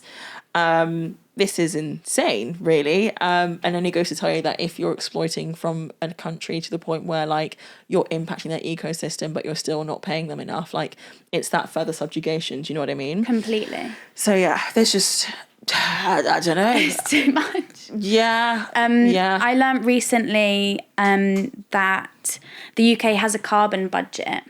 And it's legally binding. I think the UK is the first country to make it legally binding, which is obviously really positive and a step towards being more sustainable as a country. But I was like, does that mean if carbon is produced for us, but outside of our borders, does that count towards our carbon budget? And no, it doesn't. So I think that it should also include what we consume. Yeah. So it's just another thing it's a loophole, that we're just pushing out onto other people because we're like, you have the bad effects of all of this. We're just chilling. We just have the poor weather as it is. We're fine. Exactly. Yeah, and we're not on tectonic plates or anything. We won't get extreme weather events. True. I mean, obviously we have flooding and things like that, which is awful. Yeah. But it's not like the cyclones and the typhoons and stuff like that. Yeah. So we're relatively chill. Yeah. And we're just going to watch our damage. The world burn. Yeah, it's not right. Yeah. It's not right. Thank you for that. But adding on to that, with the failure of corporations and governments to actually really address their ethical frameworks, we see multiple corporations refusing to publish suppliers, practices, and frameworks, ethical frameworks at that. What threat does that pose, or what threat does that and greenwashing pose to environmental and human rights? I mean, huge. We're seeing a bit more greenwashing regulation, but it seems to be a bit more in the EU, and we're there doesn't seem to be much going on. Hopefully, it gains a bit more traction in the UK. Yes. But brands are, as we touched upon earlier, they're so convincing. Very. And even I could look at a little tag that goes, 90% made from organic cotton. Yeah. And be like, great. Nice and eco. Yeah. But actually, who's to say that that's made out of organic cotton? Yeah. And so there's the, are they lying?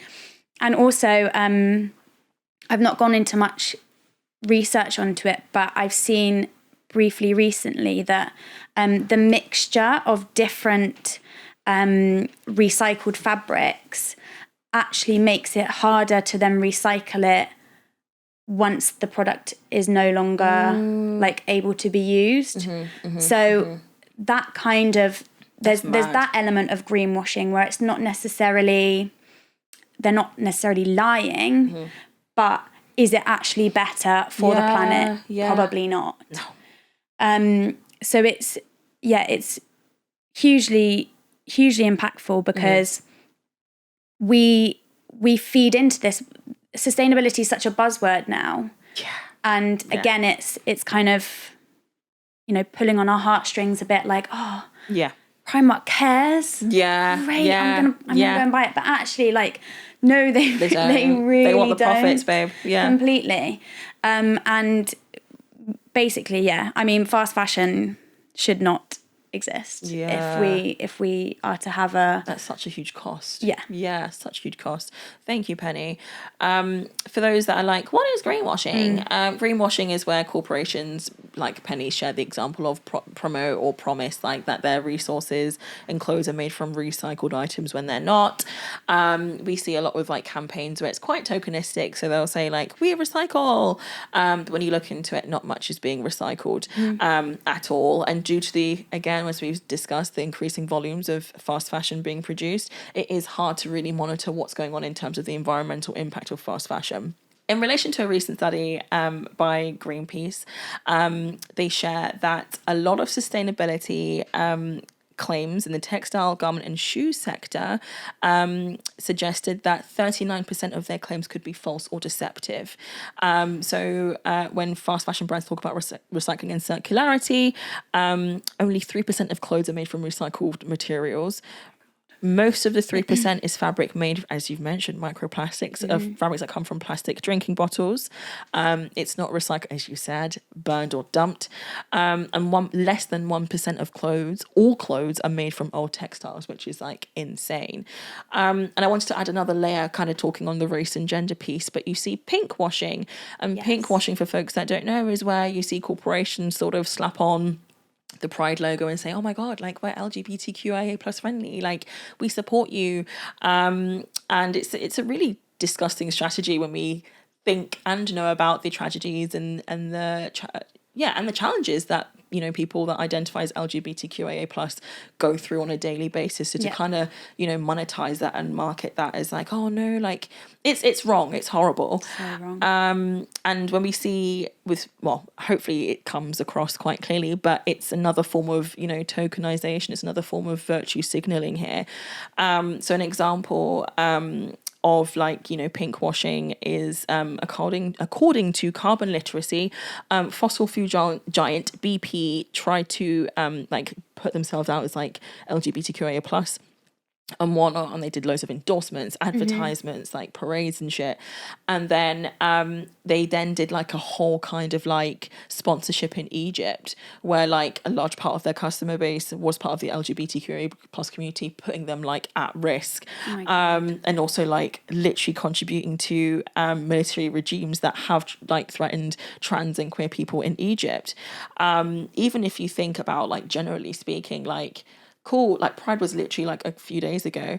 I would like to sort of ask the room, like, when was the last time we saw like an actual investment in like Pride in LGBTQIA plus communities? Like, when did we see these corporations say, you know what, let's put money towards this, let's tackle this, let's hold the government to this? We haven't seen that. No. Which makes me feel sick. And when we talk about, you know, environmental issues and the like as well, like, as we know statistically, LGBTQIA plus people are more likely to be homeless and displaced.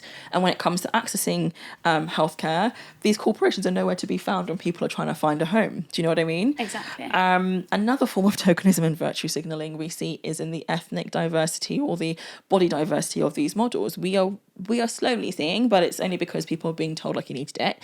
But yes, we are slowly seeing, you know, a large racial representation in Asian, in Black and brown models, and we are also seeing a limited but slowly but surely representation in different disabilities across models as well.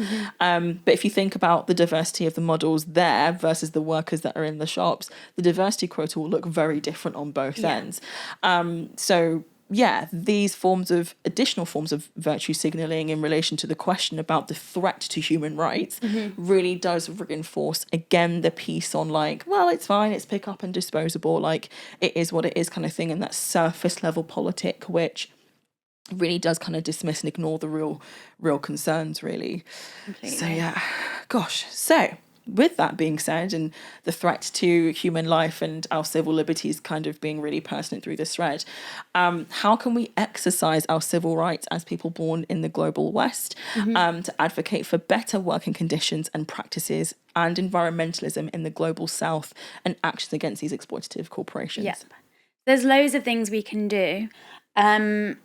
Firstly, supporting ethical fashion brands. It doesn't mean that you need to buy from them. Following them, supporting them, sharing their work. Amazing. Signing petitions for greater transparency and better working conditions. There's loads of petitions. The names slip my mind. I think it's Labour Behind the Label. Basically just lobby brands to be more transparent and signing the accords that they for more transparency and for better working conditions. Spreading education about the impacts of fast fashion. Amazing. So like we spoke about before, talking with your friends, following those in the sustainable fashion and just sustainability in general, and supporting work unions. So you mentioned the Clean Clothes campaign. Yes. They're one of the global unions. There's also the Bangladesh Garment and Industrial Workers Federation. Oh, beautiful. So that's a localised union as well. There's loads, like I could maybe send you a list. Yes, please. You can put them in there. We'll put them in the description for folks to sort of get clued up on. That is amazing. Thank you so much. You're welcome. I only have a couple bits to add on to that. Boycott.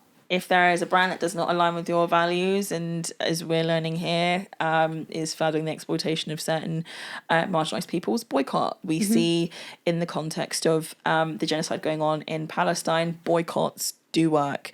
Stock prices for Mackie D's and Starbucks are falling rapidly. So there is power in the people and in that space as well.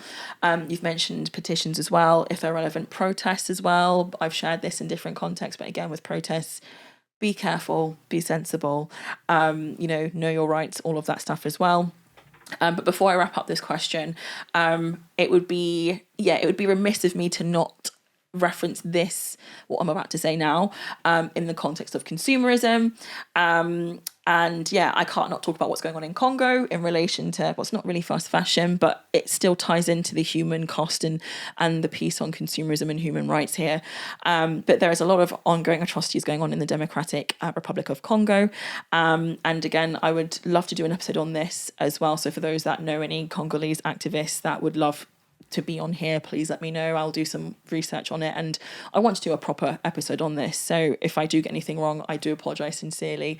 Correct me, and I'm happy to sort of put that amendment in there.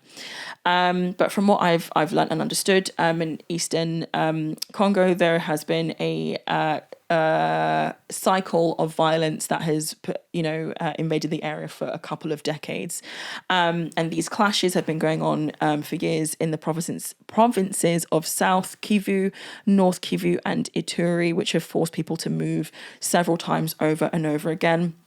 And basically a day in the life, or part of a day in the life, is a lot of displacement for the Congolese people. Now, Congo is a resource rich, a mineral rich nation, and there's a mineral in Congo called coltan, which is a key ingredient in the cell phones, in the laptops, in everything that's electronic that you see in this space. The camera that we are using has this resource that is mined in Congo currently. And there are more than 100 rebel groups and Congolese national militaries vying for control of this resource.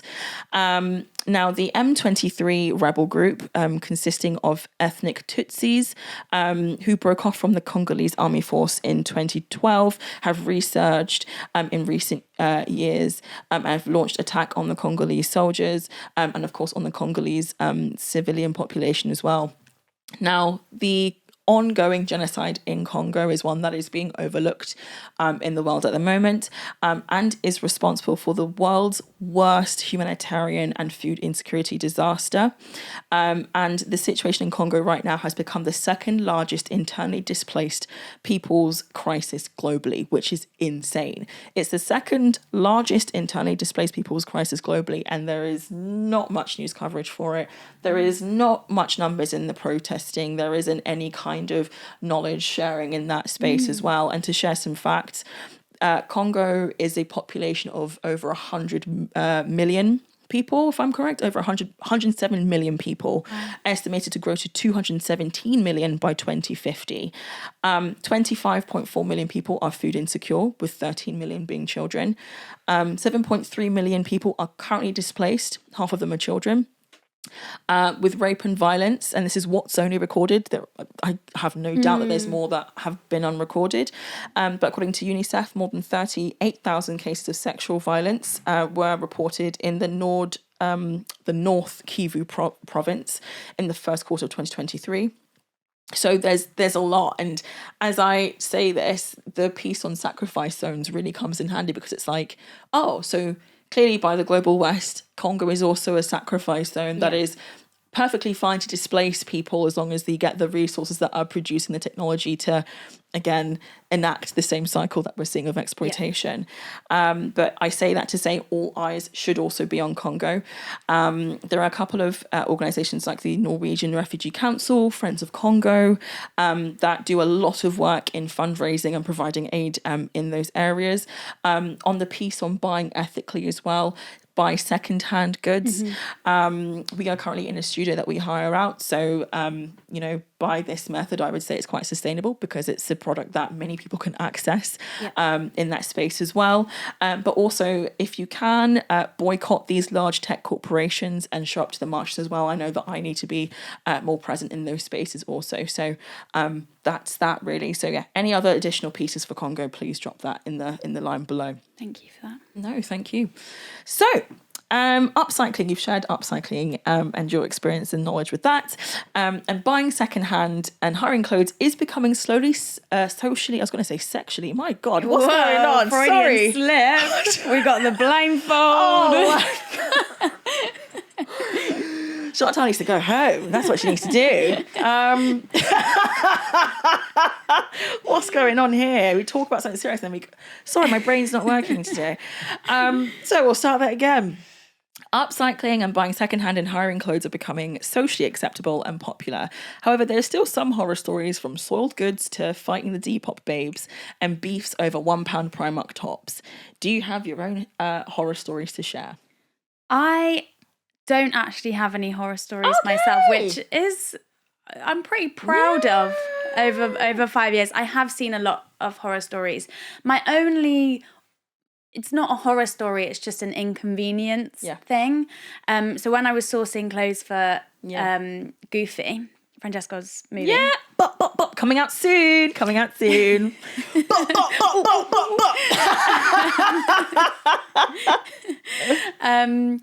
Obviously I was trying to get them secondhand. Yes. So I went on Vinted to find, I was, for context, trying to find just white 90s because we were beep. It's for the plot. And basically someone sent me the wrong dress. So I ordered like a flowy white dress. She sent me a tight white vest dress. And I was like, my queen, this is not the dress you sent me. Yeah. You were meant to send me. Yeah. And she was like, oh my God, I'm so sorry. I must have switched it round. So that was inconvenient. Okay, go but not, I'm not going to call that a horror story. Okay, fair. I have seen literally the other day, someone found poo in a pocket of like one of their charity shop things. In a pocket? Yeah. But how does that even...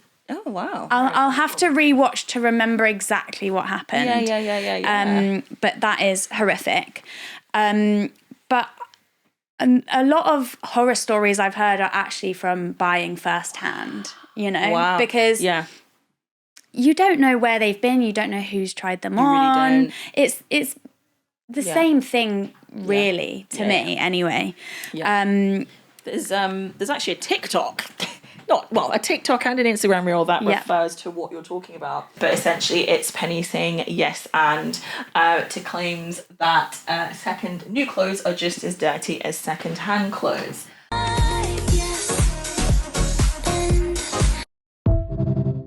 And some of the comments, again, you can't see it, but we'll put it in post-edit, share the following. So someone shared that they went to Primark and their trousers were soiled.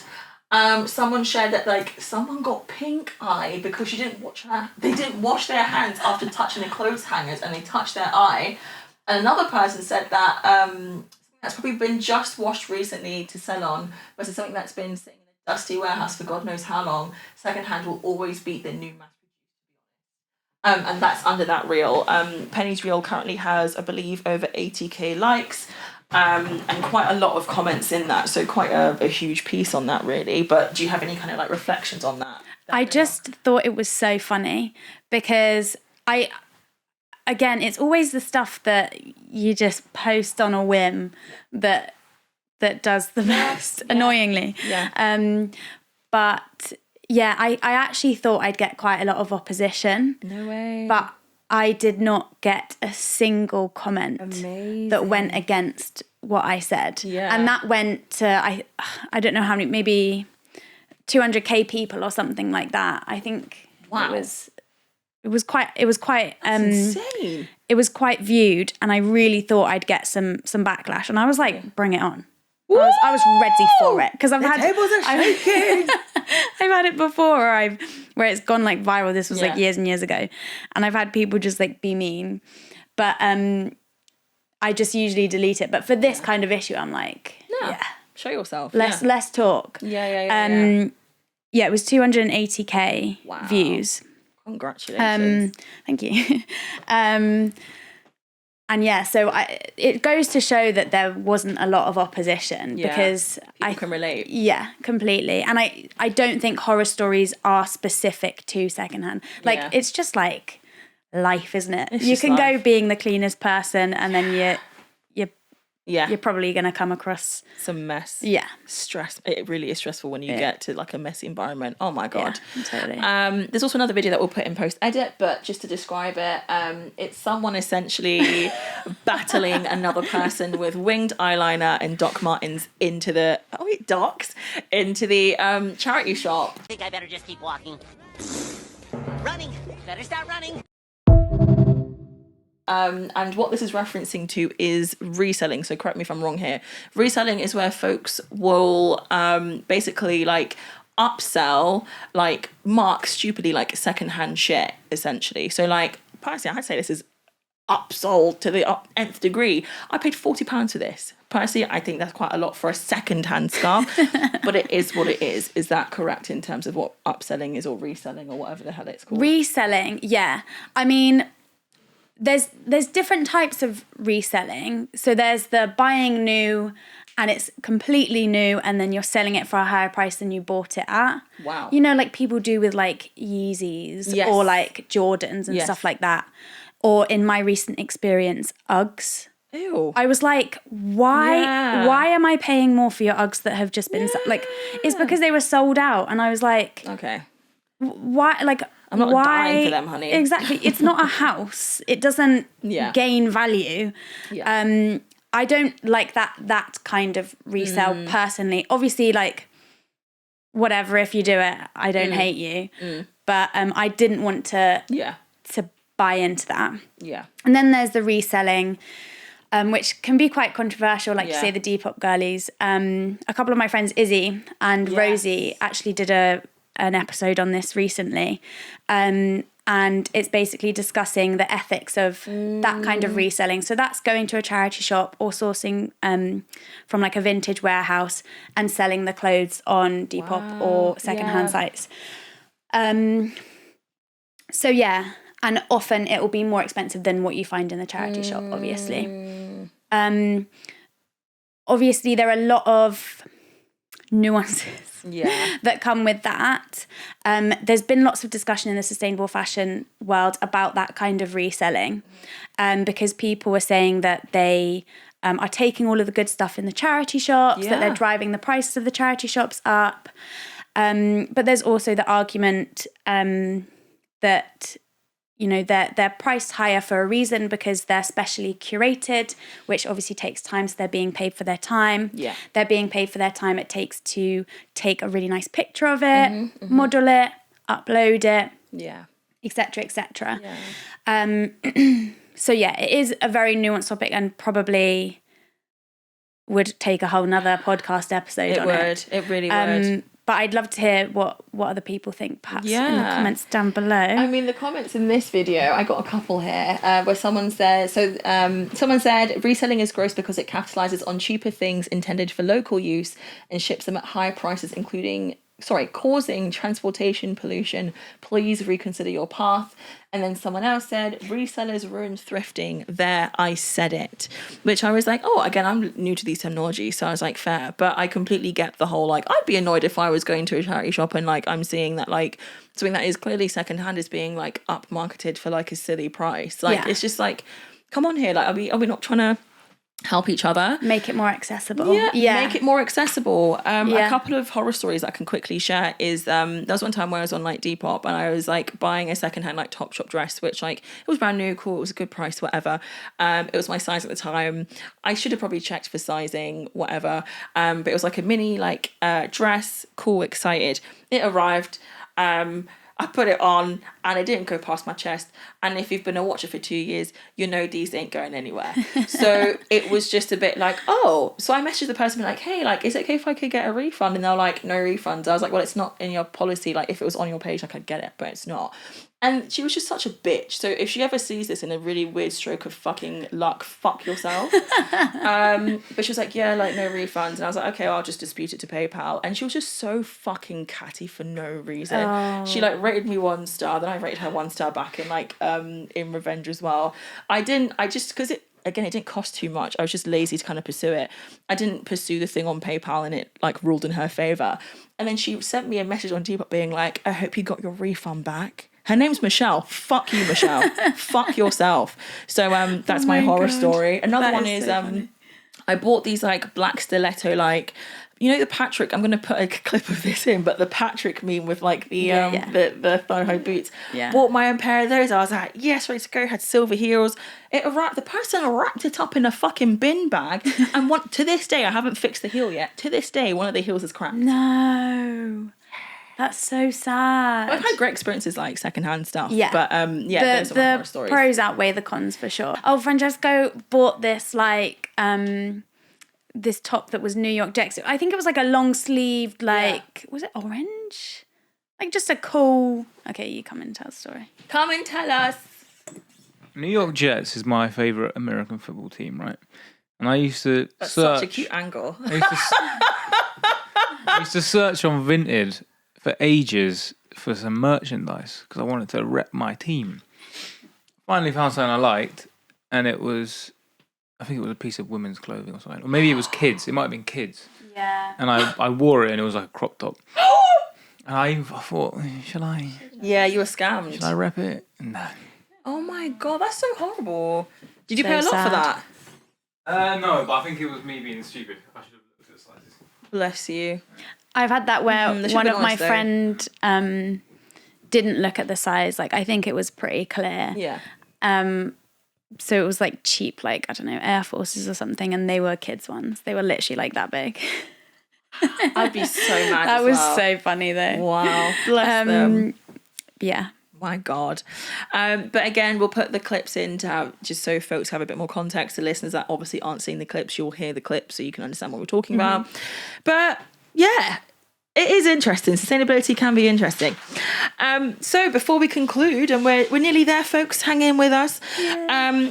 And thank you if you have been hanging in with us. Don't forget to like, share, follow, subscribe, comment, and turn on your post notifications. Again, I will share Penny's links, Francesco's links, all the available links. Please support. But yeah, what tips can you share with folks regarding changing daily habits, and what should people consider when shopping sustainably? Loads. So in terms of being conscious, if you want to buy something, maybe and especially if it's online, because this is a bit easier to do. Brilliant. If you find something, favorite it, come back 5 days, a week later, and if you still want it, then buy it. I've had so many times where I've liked something, I've been like, oh my God, I must have this now.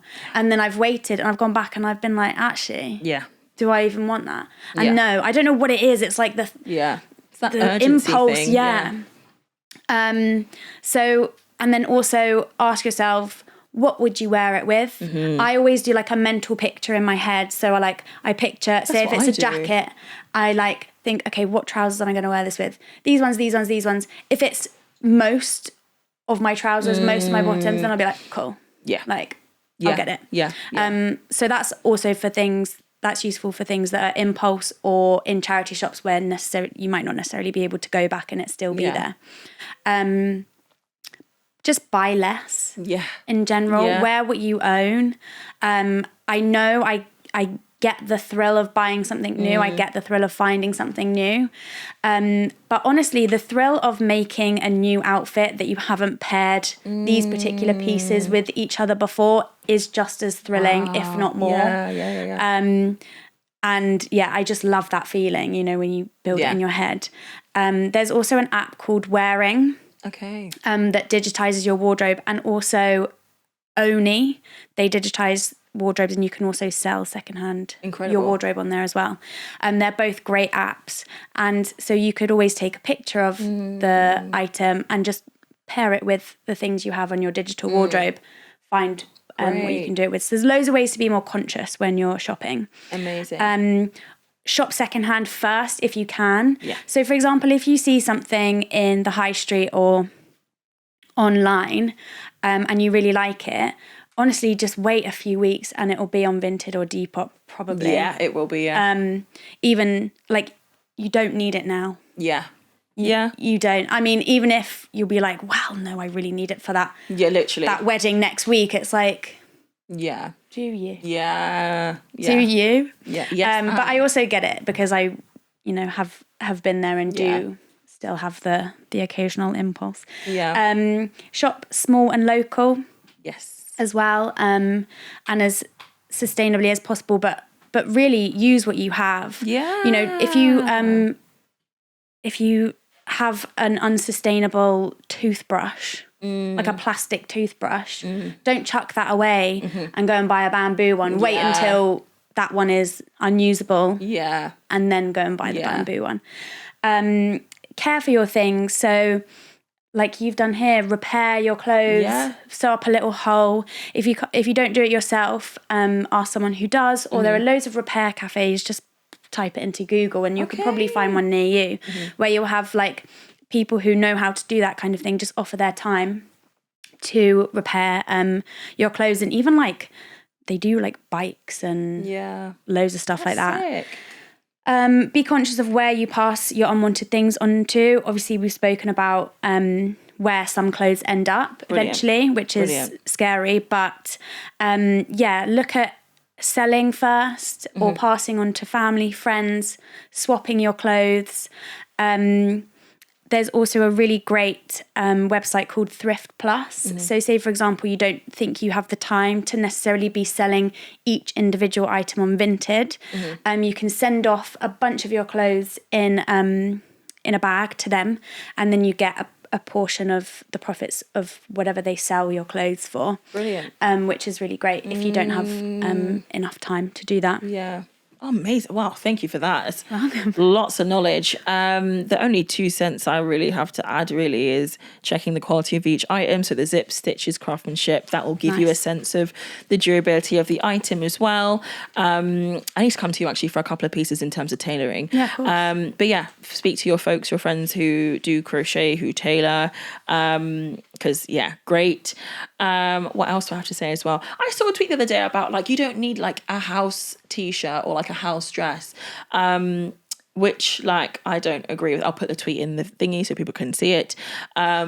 But a lot of people came back being like, that's actually quite anti-black and anti-sustainable, because I don't know about you, but I have several house tops. Like, oh my God, yeah. I have loads of house tops. I have house muumuus. The dress that we had on set like is now my house muumuu. The dye washed out of those other ones. Did it wash out of yours? Yeah. So it's now my like, oh, I can flow around the house. Yeah, and with the pockets. Put things in the pockets. everything is in my pocket in my house. So yeah, that's that as well. Shopping at secondhand like markets, car boot sales as well. If you're donating, make sure that you're donating something that you'd want to receive. So let's say you're donating a dress, make sure that dress is clean before you give it away, because you don't want a dirty dress. Do you know what I mean? Yeah. So yeah, that's that on my piece really. Agreed. So yeah, before we wrap up, I've said that twice now, but share a word of encouragement to the folks listening and or watching today's episode, and plug any organisations or people to support. Okay, well, there is hope. I know it seems like there isn't. Thank you. But there is. We have a Labour government now who are saying no to any new oil. I forgot the word now. Like no new oil fracking? extraction and fracking. Yeah. Is that fracking? Is that what it is? I think. Question mark? Yeah, I think so. Yeah. So, which is very positive, because the Tories were all about getting new places to find oil. Yeah. We need to be focused on renewable energy. So that's very positive. So there is hope. If you're not feeling so hopeful, read Michaela Loach's book, It's Not That Radical. She's very eloquent. I mean, I listened to it on Spotify with the audiobook. She narrates it as well. So it just restores a little bit of hope. There is hope. In terms of people to plug, we've spoken about Izzy Manuel. She's a great friend of mine and a wonderful speaker and educator. All on her Instagram. It's all very digestible. So her is at Izzy_Manuel. It will be linked down below as well. Arja Barber, I also spoke about. Her is Arja Barber. Yes. She's also very eloquent, very to the point. Don't follow her if you are sensitive to being told the things that you don't want to be told. I think we should all be open to that. Yeah. So give it a go. She's very hard hitting and she's very right. Okay, great. Venetia Lamanna, again, her is her name. She does brilliant videos on exposing loads of different brands for all sorts of things. Amazing. And Brett, I'm not sure of his surname. I think Stanaland? Yeah. I'm so sorry. Please confirm if we got it wrong. But yes, Stanaland. Yeah. His is at Twin Brett. Also his brother, Twin Scott. Go for it. And they both do sustainability content, and in the fashion sense and also in the broader sense. So yeah, they're really great people. Amazing. Thank you so much, Penny. I don't have any kind of plugs, so yeah, I will tag everyone that Penny has recommended. My word or version of word of encouragement is to humanize yourself, and that you've got this. If you're new like myself to kind of understanding this a bit more, that is okay. It's okay to learn. Knowledge is power, and share that knowledge. But yeah, there is a huge ethical and moral kind of weight to consider when it comes to like sustainability, and really trying to break outside of fast fashion and the impact of fast fashion.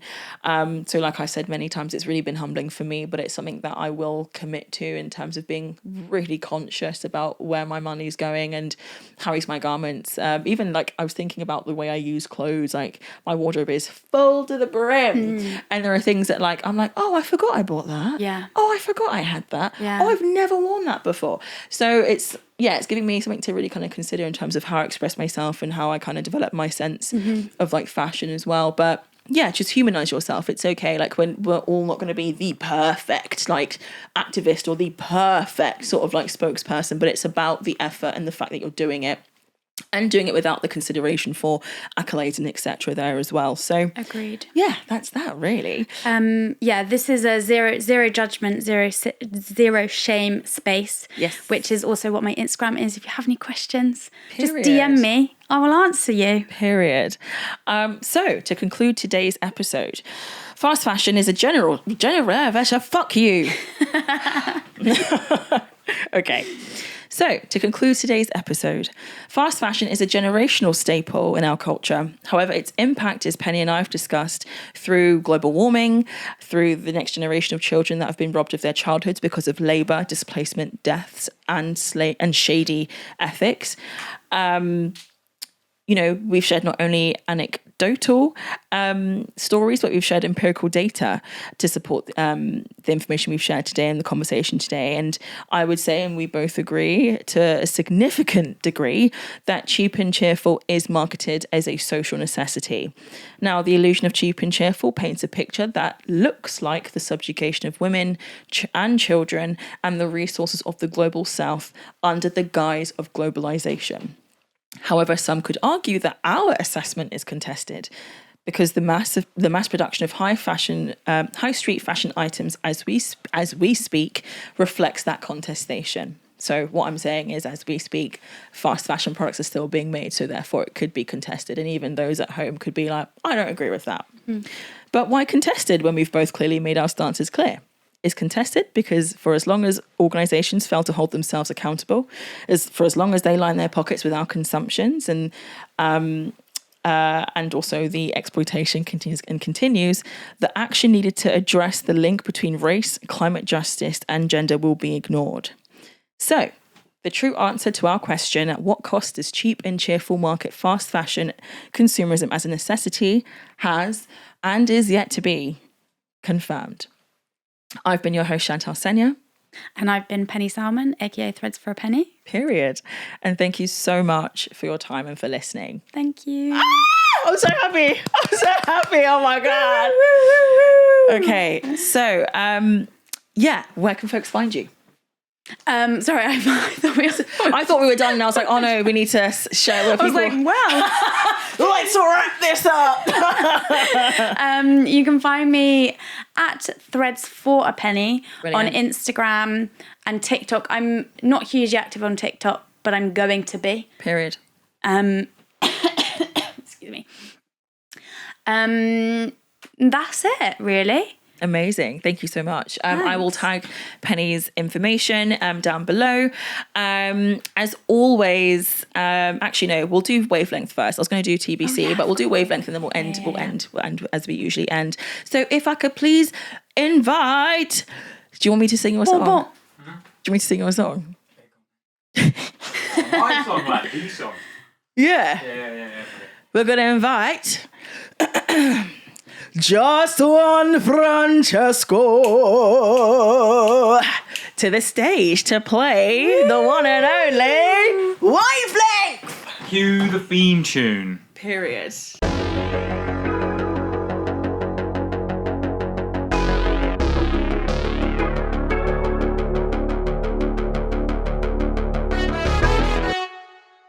Can I just say, vintage shop? Yeah.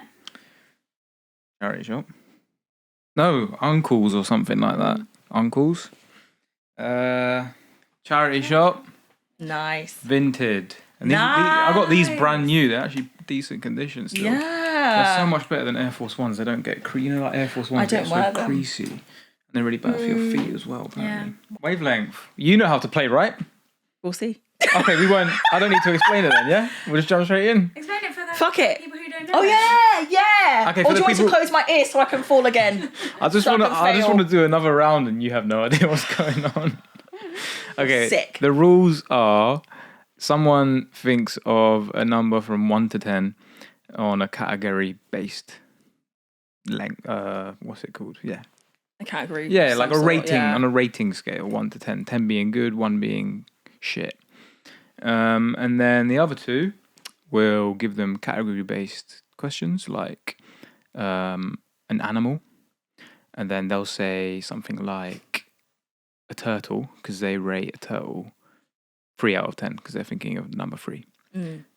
Let's just play, and then I think people will understand. Yeah. We'll figure it out. How about our guest starts with a number? Yes. Okay. First category is charity clothing store. Ooh, okay. I'm going to go cancer research charity shops. They come in. They come in quite good for me. Okay. Yeah, they're quite good. All right. Biscuits.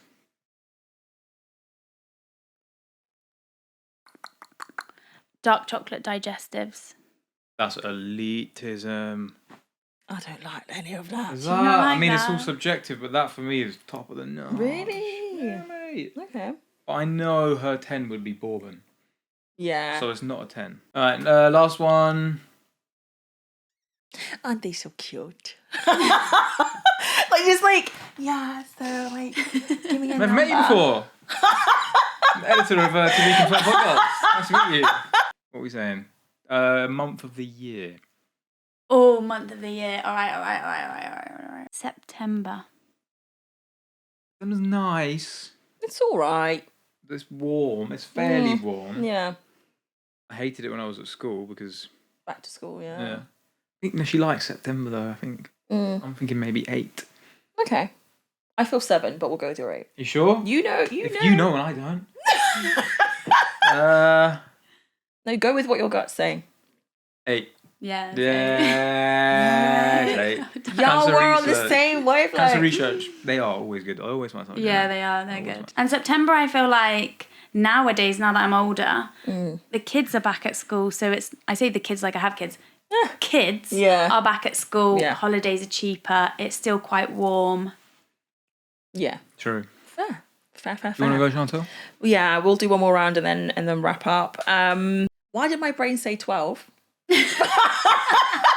First of all, don't say the number, Go with 12. but it's got to be 10 or lower. Yeah, no, that's why I was like, why did I think 12? My brain was like, 12. 12. That makes sense. Ready for bed. Yeah, ready to go to sleep.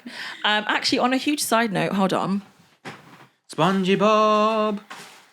So, for those who don't know me, SpongeBob is like my favorite cartoon thing in the entire fucking world. Like, from little me to 26-year-old me, like, SpongeBob is a love that will never die. I had a SpongeBob 25th birthday cake. I have a SpongeBob bag. I post SpongeBob at least once every single day on my personal page. What else? The list is endless. But these two went on holiday. You can check on their pages. And they America. went to the land of the free, of the eagles. The Eagles. Wait, hold on. And they came back with like little Krabby Patties and like SpongeBob socks. I have Patrick, Gary, and SpongeBob now. It always cracks me up when I find out that his name's Gary. Yeah. But yeah, I mean, like, just so cute, so soft. Like, when I get home, I will be slipping into my SpongeBob yeah. socks like first. They're really nice. soft. So a Oh, huge yeah, thank you that's to nice. them. But don't know why I felt like sharing it, but I felt like sharing it. So that's that. So Basically, she's saying get me you're gonna set SpongeBob up gifts. a page where you like send gifts. Yeah. SpongeBob only. But How I do far love does it. the SpongeBob love go? Like, What what about if you met, I'd probably cry. like, if you met like They're not real. like someone in a costume of SpongeBob? Oh, like cool. I'd admire it. I wouldn't like break down fun. and cry. Like and an actor in it. yeah, like cool. I love how he's cracking up. Yeah, like I'd love that too. Like I'd definitely take a picture. Probably get like an autograph. I might get them to like say something in like the accent or in in the voice. But like my love goes very very deep. the Like way she that. approached the question. How so, would like, you just be want to if you gauge like. No, I love it. ready for you to be like? No, I love distraught it. and crying. I do love SpongeBob. Like it just. Yeah, I felt like I could relate to Comfort SpongeBob and- growing up. It is comfort. It's that inner child healing. Nostalgia. I know. I've got it nostalgia. with many things. Yeah. Yeah. It's necessary. Very. It is. Inner child healing. Yeah. Sorry, number. Yeah, I've got a number now. Got a number, okay. You want to start? No, you start. Give me a do. Do. Sorry. Do. Someone found do in Sorry. the fucking clothes that they got. Yeah. A water brand. Dasani. Who? Dasani. If you know, you know. I'm Decide. cultured. I'm gonna not email. Dasani. Okay. All right. SpongeBob character. Good one. Ooh. Karen. That's Karen. Plankton's wife. Not the space woman. No, that's Sandy. Sandy. I like Sandy. Whose wife? Plankton's wife. The computer. Oh, really? Oh, really? Oh, He's evil. Plankton's wife. he's evil, And she's a she's computer. gonna be. Okay. This is good because it's really hard for me to guess. Good. Did you find what the war was? Yeah. Oh. Ooh. Dasani was a disaster. Okay, now we're giving it away now. Giving it away. To be fair, the SpongeBob No, but we were computer, going low. yeah. Why do I see? What's his name? That problematic YouTuber in association he with was- he got Dasani. cancelled. Rhymes with Maine Lawson. Oh my god. I Yeah. just think his name's Throwback. Main Lawson. It rhymes with Maine Lawson because they are known to have a fragile fucking ego. So let's not get this video taken down by copyright. They do have a they're gone now. quote unquote conspiracy series and makeup palette, if that helps. Yeah. Okay, we're a low number here. So, last one. Snack. Haribo's, but not the tangy ones, like the normal ones. Oh, horror. So low. Yeah. So, apart from the eggs, maybe. We're going to go... What are you thinking? I think it's like Maybe like three. Yeah, three.